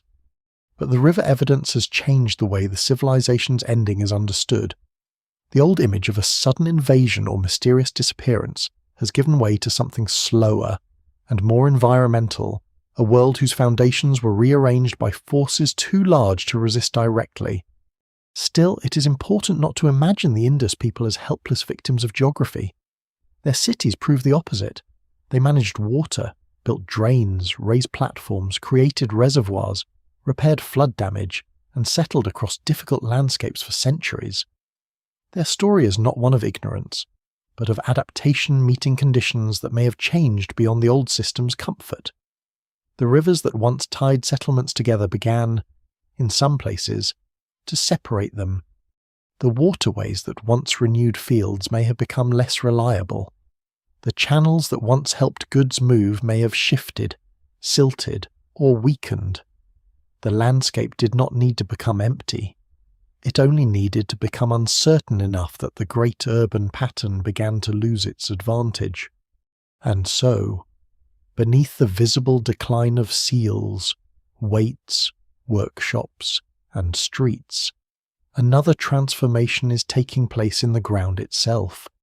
Water is moving through old channels and away from them.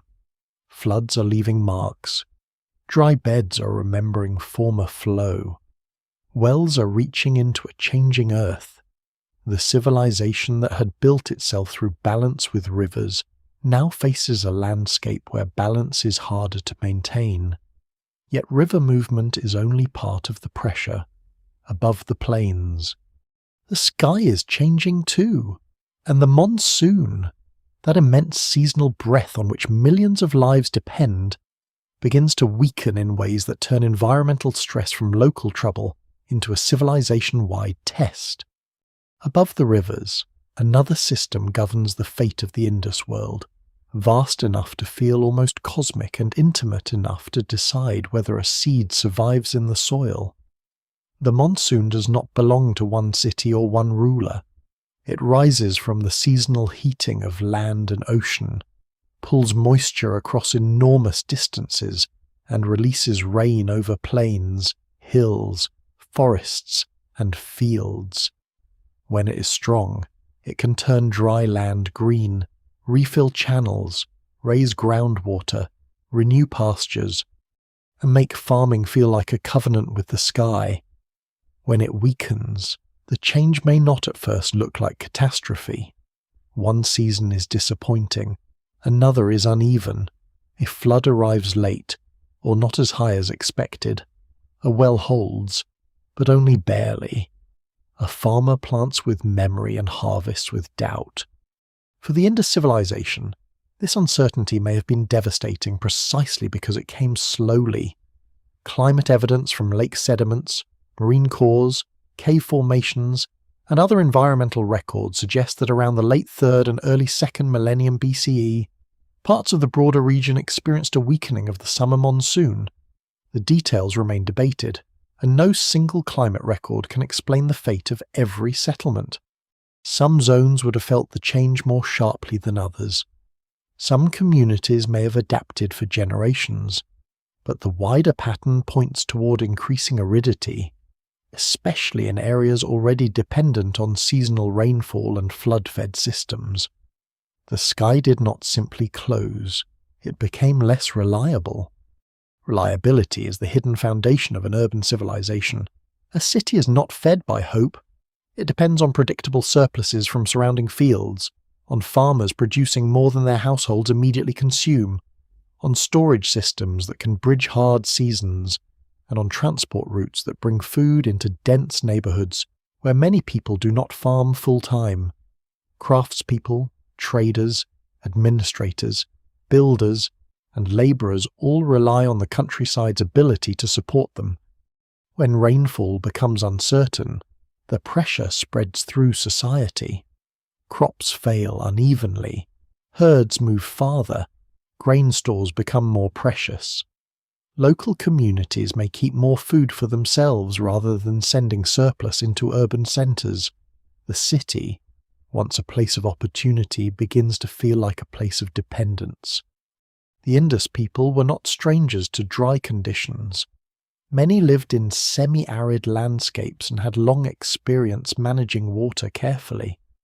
They built wells, reservoirs, drains, and settlement strategies suited to local environments. Dolavira's water system, with its reservoirs and channels, shows how sophisticated that adaptation could be. But adaptation has limits when a system grows large. A village can shift fields, reduce needs, rely more on herding, or move seasonally with less disruption. A city of tens of thousands cannot easily behave like a village. Its scale is its strength in times of stability, and its weakness when the supporting environment becomes unpredictable. The crops themselves tell part of the story. Wheat and barley, important in the Indus agricultural system, depend on winter growing conditions and moisture patterns that can be affected by broader climate shifts. Millets and other drought-tolerant crops become more significant in later regional cultures, suggesting adaptation toward farming strategies better suited to arid or variable conditions. This does not mean one crop simply replaced another overnight. Agricultural change is usually gradual and local. Farmers experiment, adjust, fail, remember, and try again. What survives in the record suggests that as urban systems weakened, food production became more regionally diverse and perhaps less tied to the old demands of large cities. Drought also affects animals. Cattle need grazing and water. Sheep and goats can handle tougher conditions, but herding patterns still shift when pastures decline. Water buffalo, so tied to wetter environments, may become harder to support in places where water is less dependable. Dung, often used as fuel, depends on animals. Animals depend on fodder. Fodder depends on rainfall. These links are easy to overlook because they are humble, but they form the everyday economy of survival. A weakening monsoon does not only dry fields, it changes the movement of herds, the availability of fuel, the timing of labour, the cost of food, and the rhythm of household life. Inside the cities, the effects may have been indirect at first. A household still draws water from a well, a potter still fires clay, a beadmaker still polishes stone, a merchant still opens a bundle sealed with a familiar mark. But prices, supplies, and expectations begin to shift. Grain arrives later. Certain foods become scarce. Rural kin send troubling news. Repairs wait because labour is needed elsewhere. People begin to calculate risk differently in an orderly civilization. Small uncertainties can be more corrosive than sudden shocks because they force every household to think about tomorrow in a less confident way. There is a lesser-known climate connection beyond the Indus itself. The weakening monsoon was part of broader environmental changes affecting several Old World societies around the same general period. In Mesopotamia, parts of the Near East also experienced stress, political shifts, and changing settlement patterns. This does not mean every civilization collapsed for the same reason, or that one global drought neatly explains everything. That would be too simple. But it places the Indus decline within a larger Bronze Age world, where climate variability could pressure trade, agriculture, and political systems at the same time. If Mesopotamian demand changed while Indus agriculture also faced stress, the networks discussed earlier would have been squeezed from both ends. The hardest part is that drought rarely leaves a single dramatic layer in the ground. Fire leaves ash. War may leave weapons, destruction, trauma, or mass graves. Floods leave sediment. Drought leaves absence, movement, smaller harvests, thinner occupation, altered crops, abandoned wells, and decisions made quietly over decades. Archaeologists must infer it from indirect evidence pollen, isotopes, sediments, settlement shifts, crop remains, and changing material culture. Scholars still debate how strong the monsoon decline was, how quickly it unfolded, and how directly it affected different Indus regions. The evidence remains incomplete, but the pattern is strong enough to make climate one of the central forces in the civilization's transformation. Still, drought alone does not fully explain the collapse. Large societies can survive dry periods if political systems, trade networks, storage, and social cooperation remain strong enough. The Indus civilization had endured environmental challenges before. What seems different near the end is the combination of pressures, rivers shifting or weakening, rainfall becoming less dependable, trade changing, cities requiring costly maintenance, and shared standards losing force. The monsoon does not destroy the civilization like an enemy army. It removes certainty from the system. It makes old solutions less reliable.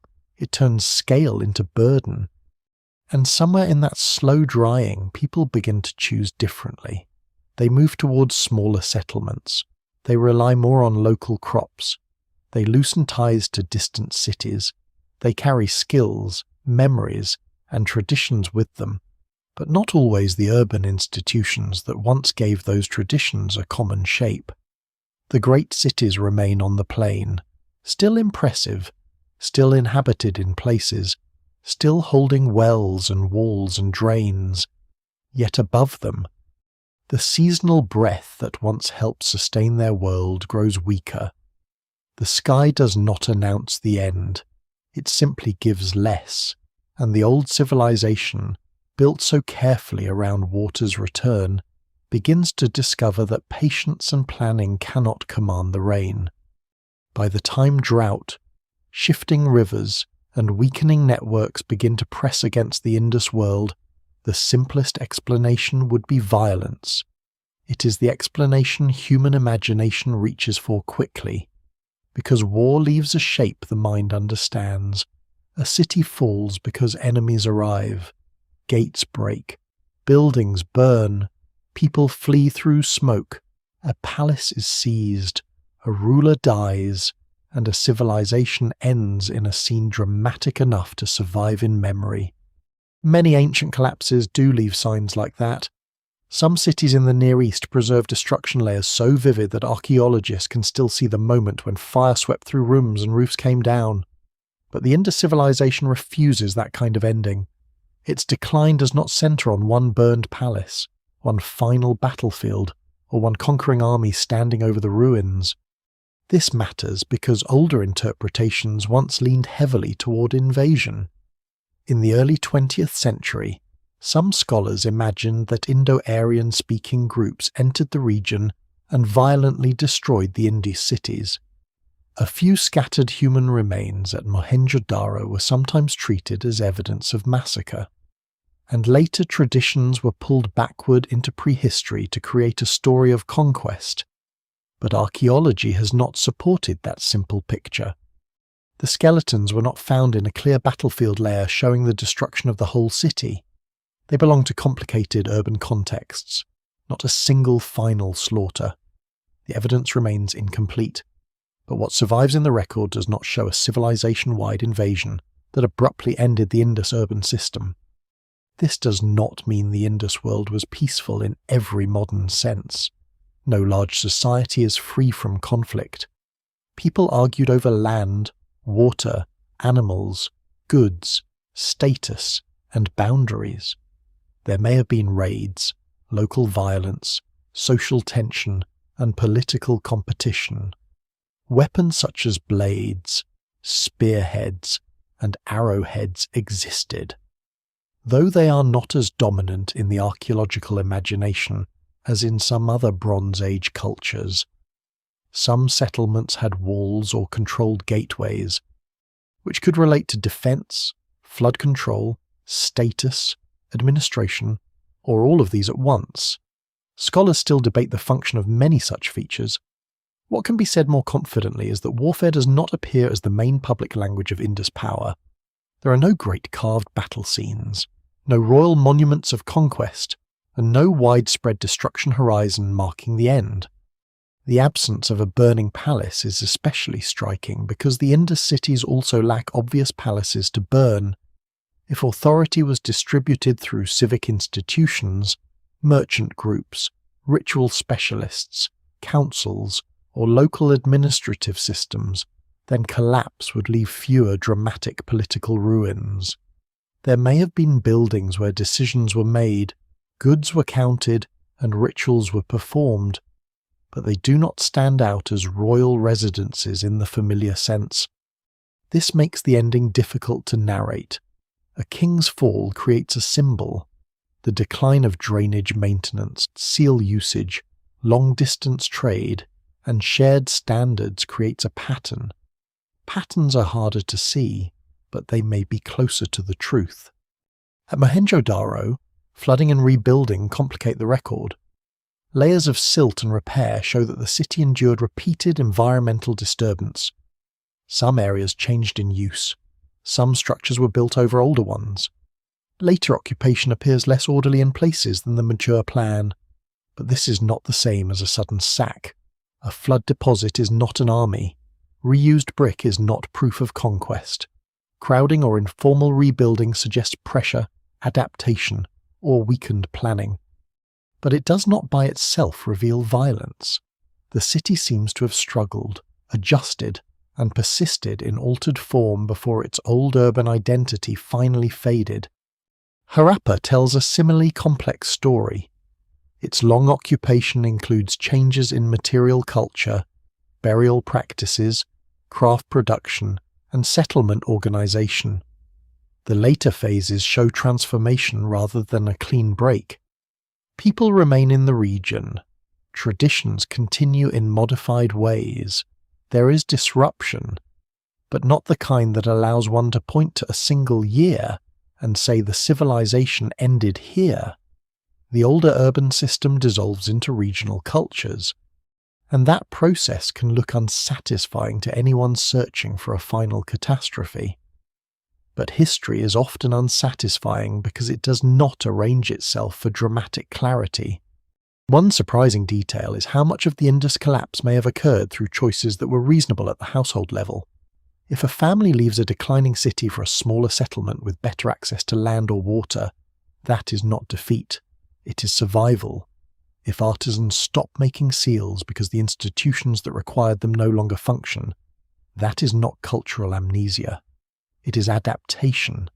If farmers shift toward crops better suited to drier conditions, they are not abandoning civilization in their own minds, they are responding to the world in front of them.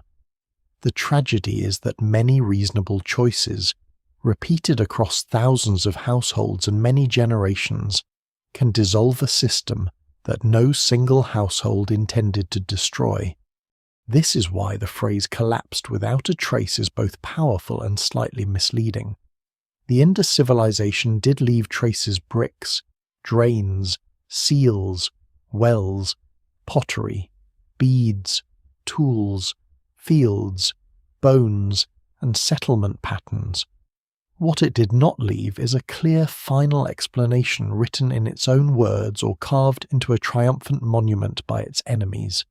It left no readable confession of failure. It left no last royal inscription. It left no universal ash layer announcing the end. The trace is there, but it is diffuse, scattered through slow changes rather than concentrated in one ruin. Popular stories often prefer a sharper ending. They speak of lost wars, vanished races, secret catastrophes, or mysterious forces that wiped everything away. Such ideas may be dramatic, but they are disputed or unsupported when presented as the main explanation. The more grounded mystery is subtler. The Indus civilization appears to have declined through the combined pressure of environmental change, river instability, weakening monsoons, altered trade, and social reorganization. No single explanation fully accounts for this. The civilization was too large, too varied, and too adaptive for one simple cause. Its ending was not an event so much as a transformation that took place unevenly across a vast landscape. That transformation leaves a different emotional impression from war. A burned palace feels like a scream. The Indus ending feels like a voice lowering until it can no longer be heard. Streets remain, but fewer feet use them. Drains remain, but less care goes into them. Seals remain, but the system that gave them authority weakens. Wells remain, but the city around them changes. There is no final invader to blame, no single villain standing at the gate. There is only a civilization discovering that the conditions that once made its order possible are slipping away. And once that idea settles, the ruins become more haunting, not less. The absence of violence does not make the collapse gentle, it makes it intimate. It means the end came through water, weather, movement, maintenance, hunger, calculation, and departure. It means the great cities did not necessarily die in terror, but in uncertainty. The old world unravelled not because one army broke it, but because too many threads began to pull loose at once. What follows is not a sudden emptiness, but a long dispersal, as the people of the Indus carry pieces of their lives beyond the cities, and the urban pattern that once united them slowly loses its form. The unravelling of the Indus world is not a door closing all at once. It is more like a woven cloth coming apart from many edges, thread by thread, until the pattern that once seemed strong can no longer be recognised from a distance. The cities remain visible for a time, their streets still cut through the mounds, their wells still reach into the earth, their bricks still hold the memory of measured hands. But the forces that once connected these places into a broad urban civilization begin to weaken. The result is not emptiness, it is transformation. The great Indus system becomes smaller, more regional, less standardized, and less tied to the old urban centers that had once given the civilization its astonishing coherence. At Mohenjo-Daro, later occupation seems to lose some of the disciplined planning that marked the city's height. Houses are modified, bricks are reused, Streets and open spaces are treated with less respect for the earlier plan. This does not mean people suddenly became careless or incapable. It means the old structure of authority, maintenance, and shared expectation may no longer have worked in the same way. A city is not only buildings, it is an agreement repeated daily. People agree where streets should remain open, where drains should be cleared, where refuse should go, where rebuilding is permitted, and who is responsible when public systems fail. When those agreements weaken, urban space begins to change. The city can still be inhabited, but it no longer behaves like the city it once was. Harappa also changes, though not in a single dramatic moment. Its later phases show shifts in pottery, burial practices, craft traditions, and settlement patterns. Some features of the older urban world survive, while others fade. This is one of the most important things to understand about the Indus collapse. It is not a clean break between civilization and nothing. It is a change in scale and organization. The great cities decline, but people remain in the wider landscape. Smaller settlements continue, farming continues, local traditions become more visible. The broad unity of the mature Indus period gives way to a patchwork of regional cultures, each carrying fragments of the old world while adapting to new conditions. The seals are among the clearest symbols of this change.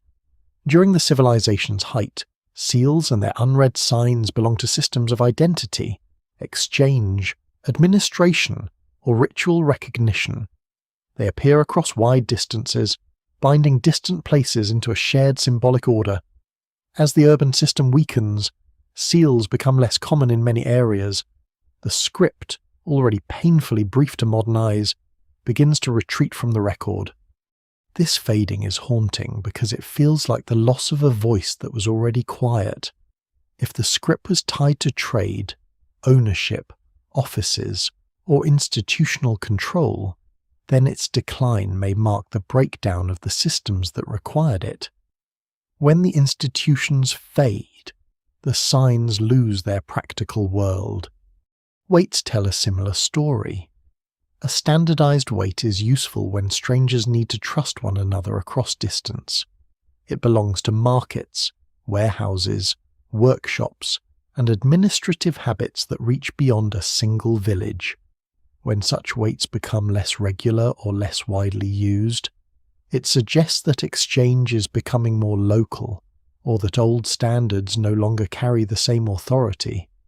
This does not mean trade stops. People always exchange goods, but the scale changes. A farmer, potter, herder, or beadmaker may still trade with nearby communities, while the older long-distance system that once moved goods from coast to city to foreign port becomes thinner. The world shrinks, not physically, but socially.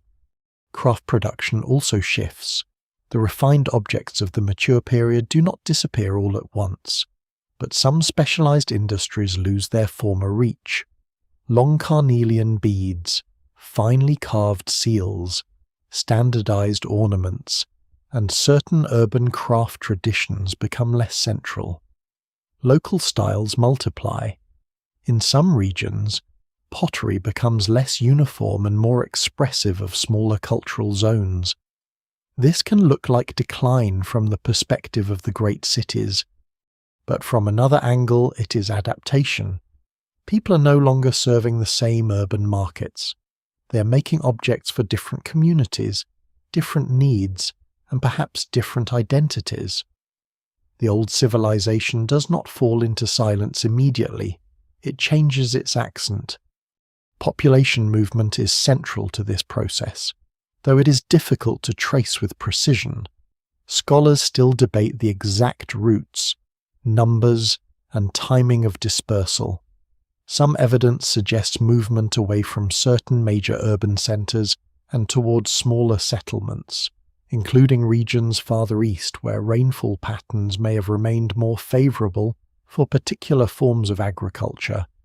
Other communities likely stayed near older centers in reduced or altered form. There was no single migration that emptied the Indus world like water pouring from a broken jar. Instead, many local decisions accumulated. A household leaves because the city no longer offers enough. A craft group relocates because demand has shifted. Farmers move toward better land or more reliable water. Over generations, the map of life changes. This kind of dispersal can be mistaken for disappearance because it leaves fewer monuments. Cities concentrate evidence. Villages scatter it. Urban ruins preserve streets, drains, walls, and large accumulations of objects. Smaller rural settlements leave lighter traces, easier to miss, easier to destroy, harder to interpret. When people move out of cities, archaeology loses some of the dense visibility that makes civilization seem grand. The people are still there, but the record thins. The collapse without a trace is partly a collapse into traces too modest to impress the imagination. Yet the human consequences would have been enormous. For those living through it, the change may have meant leaving ancestral neighbourhoods, abandoning familiar wells, watching workshops close, or seeing old symbols lose meaning. A family that had lived for generations in a brick house might move into a smaller settlement built with different expectations. A trader who once relied on standardized weights and seals might now deal mostly with known neighbors. A craftsperson trained in a specialized urban tradition might simplify production or teach skills in a new context. These are not scenes of instant ruin, but they are still losses. Civilizations are made from routines, and when routines vanish, people feel history in their hands before anyone names it. No single explanation fully accounts for the great unraveling. Environmental stress likely mattered. River changes likely mattered. Monsoon weakening likely mattered. Trade disruption likely mattered. Internal social transformation likely mattered. The old urban system may have been strong under conditions of broad coordination and relative environmental reliability, but less useful when communities needed flexibility. Smaller settlements may have been better suited to a drier, more uncertain world. In that sense, what looks like collapse may also have been a successful strategy for survival. The city declined, but people adapted. By the end of this transformation, the Indus civilization as unified urban system has faded. The huge planned cities no longer dominate the landscape as they once did. The seals no longer speak through trade in the same way. The weights no longer bind distant settlements with the same discipline. The script recedes. Regional cultures rise from the remains. The old pattern is gone, but the people are not. They carry memory forward without leaving us a written explanation. And in the quiet after the cities lose their force, the story becomes even more complicated, because disappearance is not the same as death, and the survivors beyond the ruins may hold the deepest clues to what truly endured. Beyond the abandoned streets and shrinking cities, the people of the Indus world do not vanish into darkness. They move, adjust, remain, rebuild, and continue living in forms that are harder for archaeology to see. This is one of the most important truths hidden beneath the language of collapse. A civilization can disappear as an urban system while its people survive. The bricks may stop being laid in the old proportions. The seals may fall out of use. The script may retreat into silence. The great drains may no longer be maintained with the same discipline, but hands still plant seeds, shape pots, tend animals, weave cloth, polish beads, and teach children how to live in a changed landscape. What collapses is not the human line, but a particular arrangement of cities, standards, symbols, and long-distance coordination. The survivors beyond the ruins are difficult to follow because they leave a quieter record. A city concentrates evidence like a basin catches rain. It gathers houses, workshops, wells, streets, refuse, graves, tools, ornaments, and broken pottery in thick layers. A village leaves a thinner mark, Its buildings may be made from materials that decay more easily. Its objects may be simpler, fewer, and more local. Its dead may be buried in ways that do not preserve well or have not yet been found. When populations disperse from urban centres into smaller settlements, archaeology does not lose the people, but it loses the density that made them visible. The evidence remains incomplete, and that incompleteness has encouraged the misleading idea that the Indus people simply vanished. In reality, many communities continued across northwest and South Asia after the decline of the mature urban phase. Archaeologists describe later regional cultures that follow the great Indus cities, each with its own pottery styles, settlement forms, and local adaptations. Some are often grouped under terms such as Late Harappan, though that label covers varied realities across a huge region. In some places, older traditions persist clearly. In others, they change so much that continuity becomes harder to trace. Pottery forms alter, settlement sizes shift, burial customs vary, craft production becomes more regional. Yet there are enough threads to suggest that the people of the Indus civilization did not disappear as a population. They became part of the later cultural worlds of South Asia. One of the strongest continuities is agriculture. Farming does not stop when urban standardization fades. Fields remain the base of life, though the crops and strategies may change. In some regions, communities appear to rely more on drought-tolerant crops, including millets, better suited to variable rainfall. Wheat and barley continue in many areas, but the balance of cultivation shifts with local conditions. This kind of agricultural adaptation is not spectacular, but it may be one of the reasons people survived the collapse of the cities. A smaller settlement can change its farming pattern more easily than a large urban system can change its supply structure.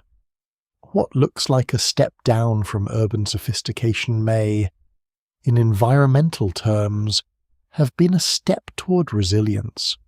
Craft traditions also carry memory forward. Pottery remains one of the clearest signs of change and continuity. The fine uniform styles of the mature Indus period become less widespread, but ceramic knowledge persists. People still shape clay, fire vessels, decorate surfaces, and use pottery for cooking, storage, serving, and ritual. The forms may become more local, but the skill remains. Bead making, shell working, metal working, and textile production likely continued in altered ways, though not always at the old scale or with the same long-distance reach. A craft does not vanish simply because an urban market declines. It finds new customers, new meanings, or smaller purposes. The bead that once travelled to Mesopotamia may now remain close to home, worn by someone whose life is no less real because it is less visible to history. The question of cultural memory is more delicate.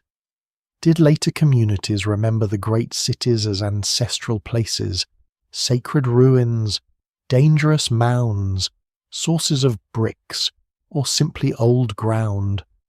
No texts tell us. The names of Harappa and Mohenjo-daro are later names, not preserved civic memories from the civilization itself.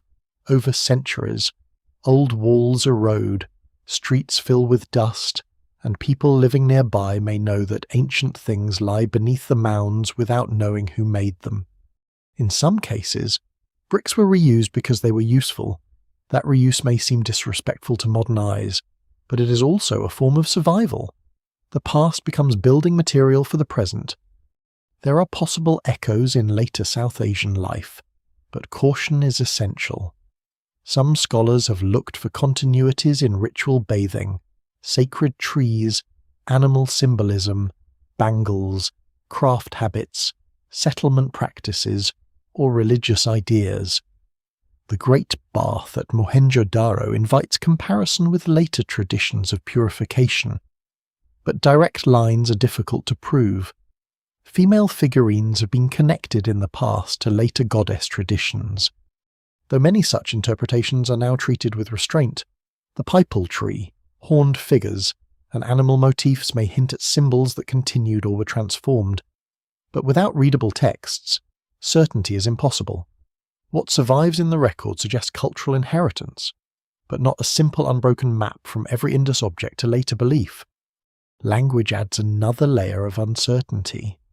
The Indus script remains undeciphered, so the language or languages of the civilization are still unknown. Some scholars argue for connections to early Dravidian languages. Others propose different possibilities or a more mixed linguistic world. Later South Asia becomes home to Indo-Aryan, Dravidian, Munda, and other language families shaped by migrations, interactions, and deep regional histories. The people after the Indus collapse lived through a changing linguistic landscape, but archaeology alone cannot tell us exactly what they spoke in each settlement. The evidence remains incomplete, and no single explanation fully accounts for the transition from the silent script to the later textual cultures of South Asia. The decline of the cities may also have changed social life in ways that were both painful and liberating. Urban systems demand cooperation, but they also demand obligations. People must maintain drains, follow rules, supply goods, meet standards, and live within dense social environments. Smaller settlements may have reduced some pressures while creating others. Families might gain closer access to fields and herds, but lose the protection, markets, and specialized goods of city life. Craftspeople might lose elite patrons or distant trade but gain flexibility. Communities might become more local, more varied, and less dependent on institutions that no longer functioned well in a changing climate. Collapse, for those living through it, may have felt like hardship, adaptation, uncertainty, and ordinary continuity all at once. This is why the phrase "without a trace" must be handled carefully. The Indus civilization did not leave no trace. It left one of the richest archaeological records of the Bronze Age. What it failed to leave was a readable explanation, a final monument, or a clear political memory. Its people survived in ways that do not satisfy the desire for a dramatic ending. They did not all die in the streets. They did not all sail away to some hidden land. They did not vanish into myth. They dispersed into history, becoming harder to distinguish from the later worlds that grew out of the same soil. The ruins, then, are not tombs for a vanished people. They are abandoned shells of an older arrangement of life. Around them, beyond them, and after them, human continuity remains. Seeds are planted in fields that no longer feed great cities. Pots are fired in styles that no longer obey a civilization-wide standard. Children grow up without knowing the old seal's authority. Wells are dug. Animals are herded. Cloth is woven, and stories are told in languages we cannot recover.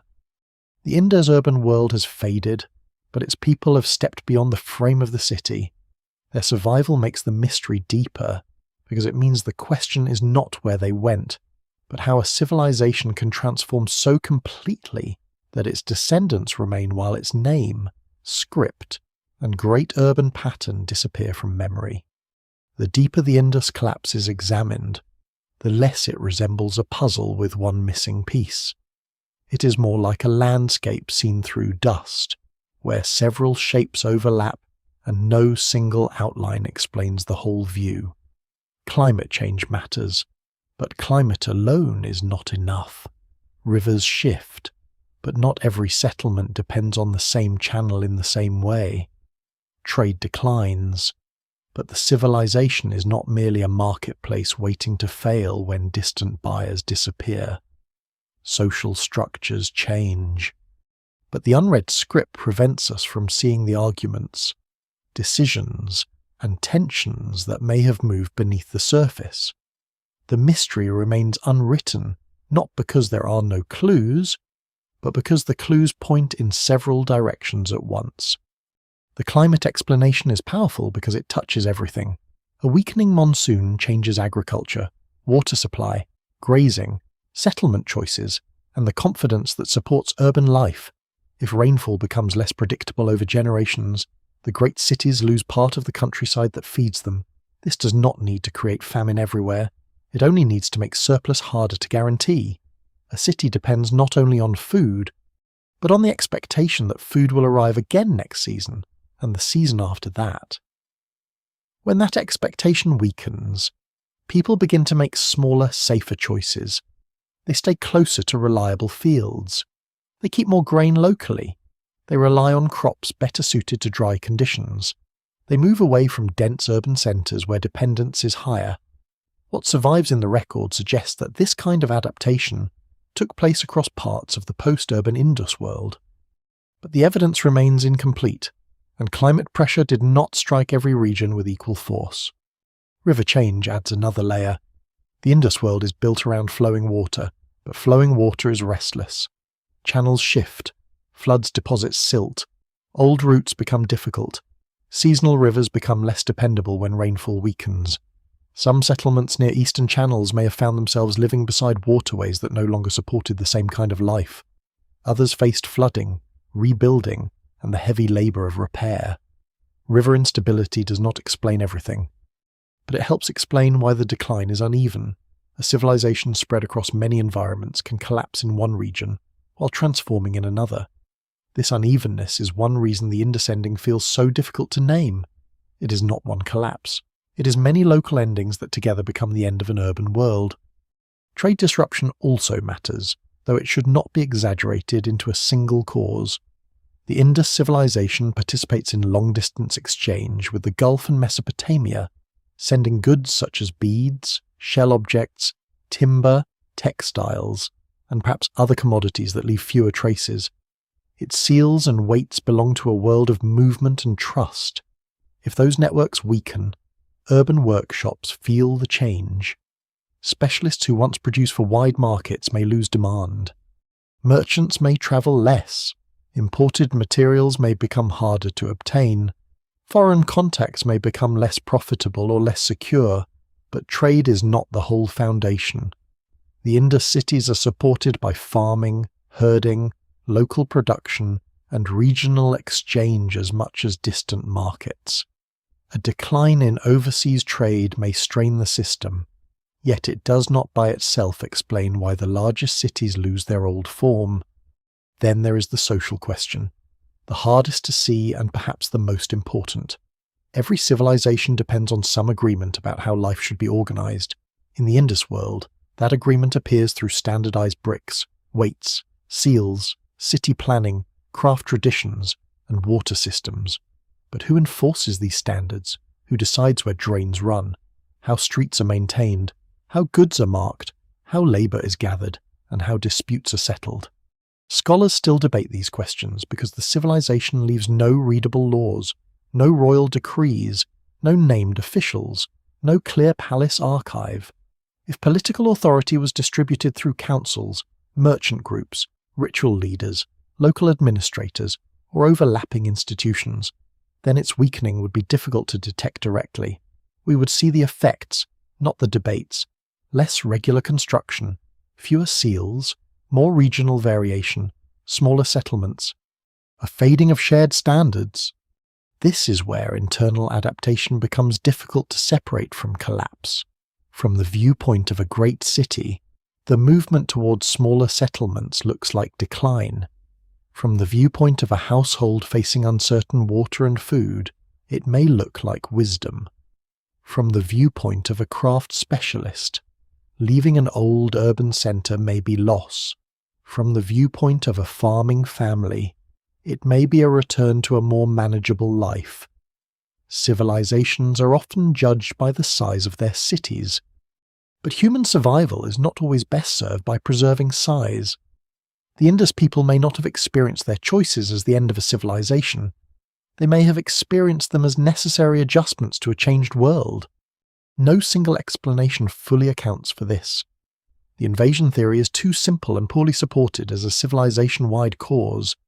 A single catastrophic flood cannot explain the broad and gradual transformation across such a vast region. Drought alone does not explain why some traditions continue and others fade. Trade disruption alone does not explain settlement shifts and agricultural adaptation. Political collapse alone cannot be proved without texts.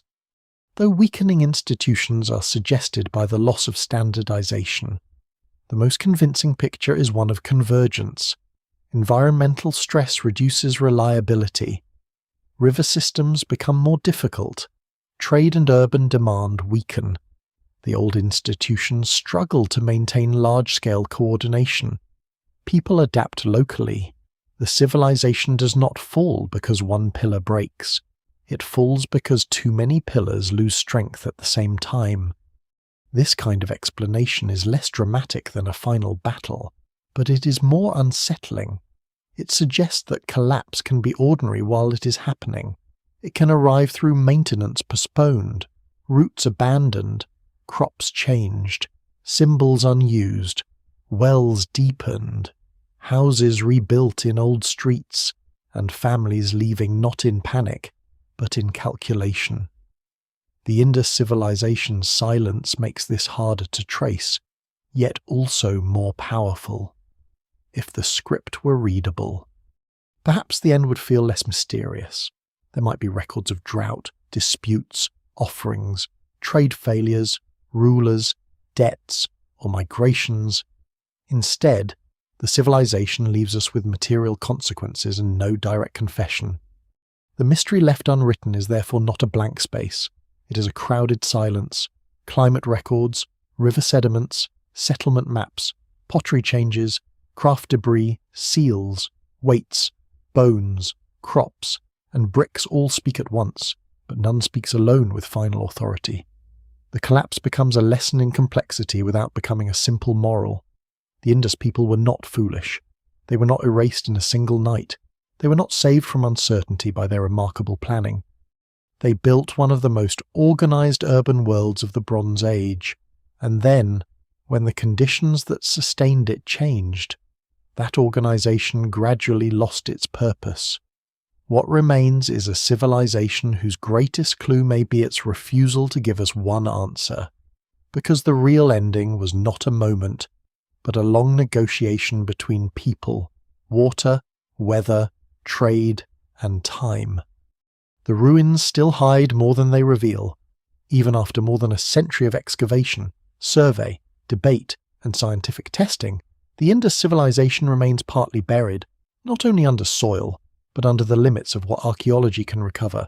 Harappa and Mohenjo-Daro are famous because they are visible in the imagination, yet they are only fragments of a much larger world. Hundreds of settlements, perhaps more than 1,000 depending on how they are counted and classified, spread across plains, deserts, foothills, and coasts.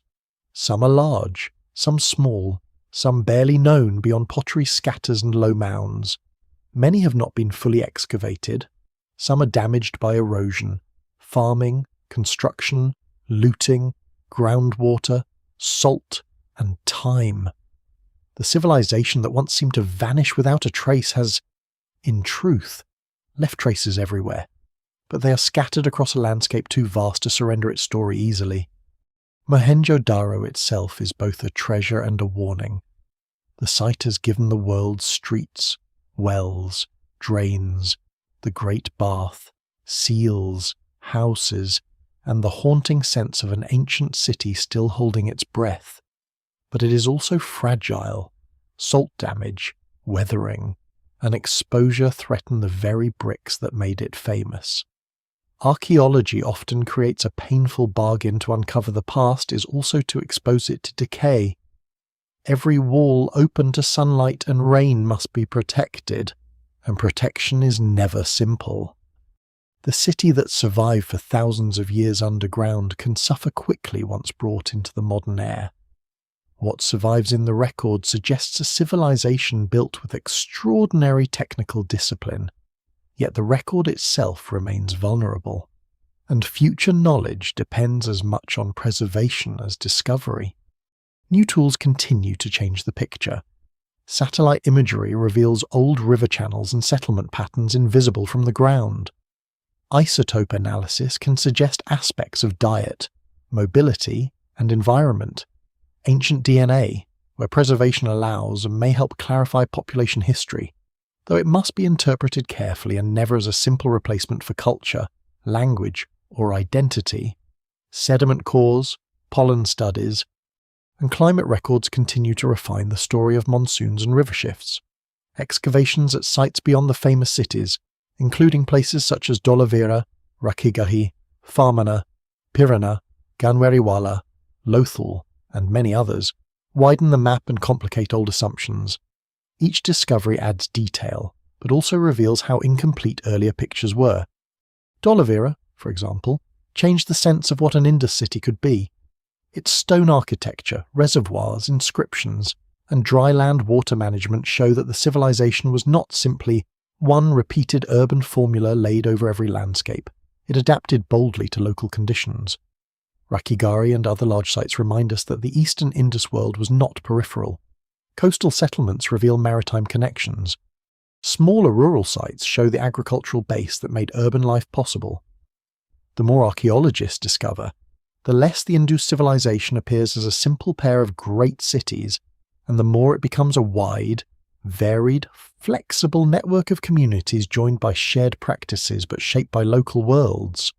Still, the central silence remains. The script has not been deciphered. Until it is, if it ever is, the civilization's own explanations remain unavailable. This silence affects everything. Without readable texts, scholars cannot easily name offices, gods, rulers, laws, taxes, festivals, conflicts, or myths. They cannot read a merchant's account, a prayer, a complaint, a land record, or a royal order. They must infer from objects, buildings, bodies, landscapes, and patterns. This is not guesswork when done carefully, but it is always limited. The evidence remains incomplete, and honest history must leave room for uncertainty. The Indus world forces modern scholarship to be humble. That humility is necessary because the civilization is often pulled into modern desires. Some want it to prove a perfect peaceful society.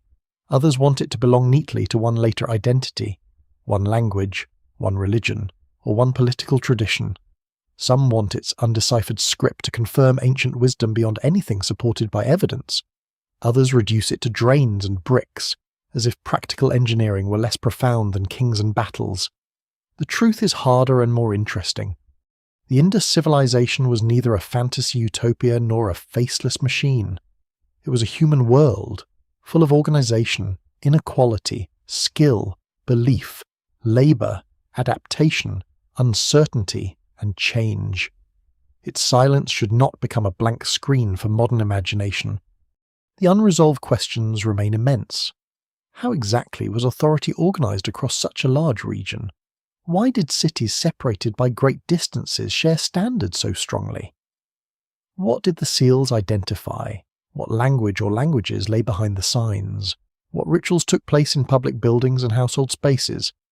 How did ordinary people understand animals, water, death, purity, trade, and community? How sharp were social differences?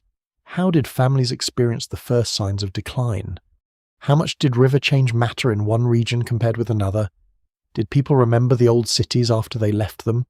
Or did the memory fade almost as quietly as the script? Scholars still debate these questions, and many may never receive final answers. Yet the lack of final answers is part of the civilization's power. The Indus world resists the easy habits of ancient history. It refuses to be centered on one king. It refuses to end in one battle. It refuses to explain itself through monuments of vanity. It asks us to look instead at systems: water, streets, households, measurements, crafts, trade, crops, climate, and movement. It reminds us that civilization is not only what rises high enough to be seen from far away. Sometimes it is what runs beneath the street, what fits into the hand, what repeats across 1,000 miles, what keeps a household clean, what makes strangers trust a wait, what allows a city to wake each morning and function. The Indus still hides because the past is not a sealed chamber waiting for one key. It is a broken field of clues, and every clue belongs to a life once complete. A brick is not only a brick, it is clay dug, shaped, carried, dried, fired, lifted, placed, touched by weather, and left behind. A seal is not only an artifact, it is a sign of someone recognized by others. A drain is not only engineering, it is the trace of a city that cared about the invisible flow of daily life. The collapse did not erase these things. It scattered their meaning, and as long as the script remains unread, as long as buried mounds wait under fields, as long as dry riverbeds cross the plains like unanswered questions, the Indus civilization remains both one of the best attested and least heard worlds of the ancient past. Long after the streets empty, the rivers keep moving. They carry silt past old mounds, bend around fields, sink into sand, and return in seasons that no longer remember the hands that once measured bricks beside them. The cities of the Indus do not stand as loud monuments to conquest or divine kingship. They remain lower, quieter, closer to the earth. Their walls are made from clay and water, from repeated labour, from a civilization that trusted order not as spectacle, but as a way of living. A drain beneath a street, a well inside a courtyard, a seal pressed into clay, a bead polished until it caught the light. These are the things that survive when names are gone. There is something deeply human in that kind of disappearance. The Indus people did not know they would become a mystery. They did not walk through Mohenjo-Daro thinking of themselves as silent figures in a future archaeological debate. They woke, worked, washed, cooked, traded, repaired, worried, celebrated, and endured. They knew the smell of wet brick after rain, the weight of grain in a jar, the heat of a kiln, the sound of animals in a lane, the comfort of water drawn from a familiar well. Their world was complete to them. It is incomplete only to us. And perhaps that is the final lesson of their collapse. Civilizations are not held together only by walls, rulers, armies, or monuments.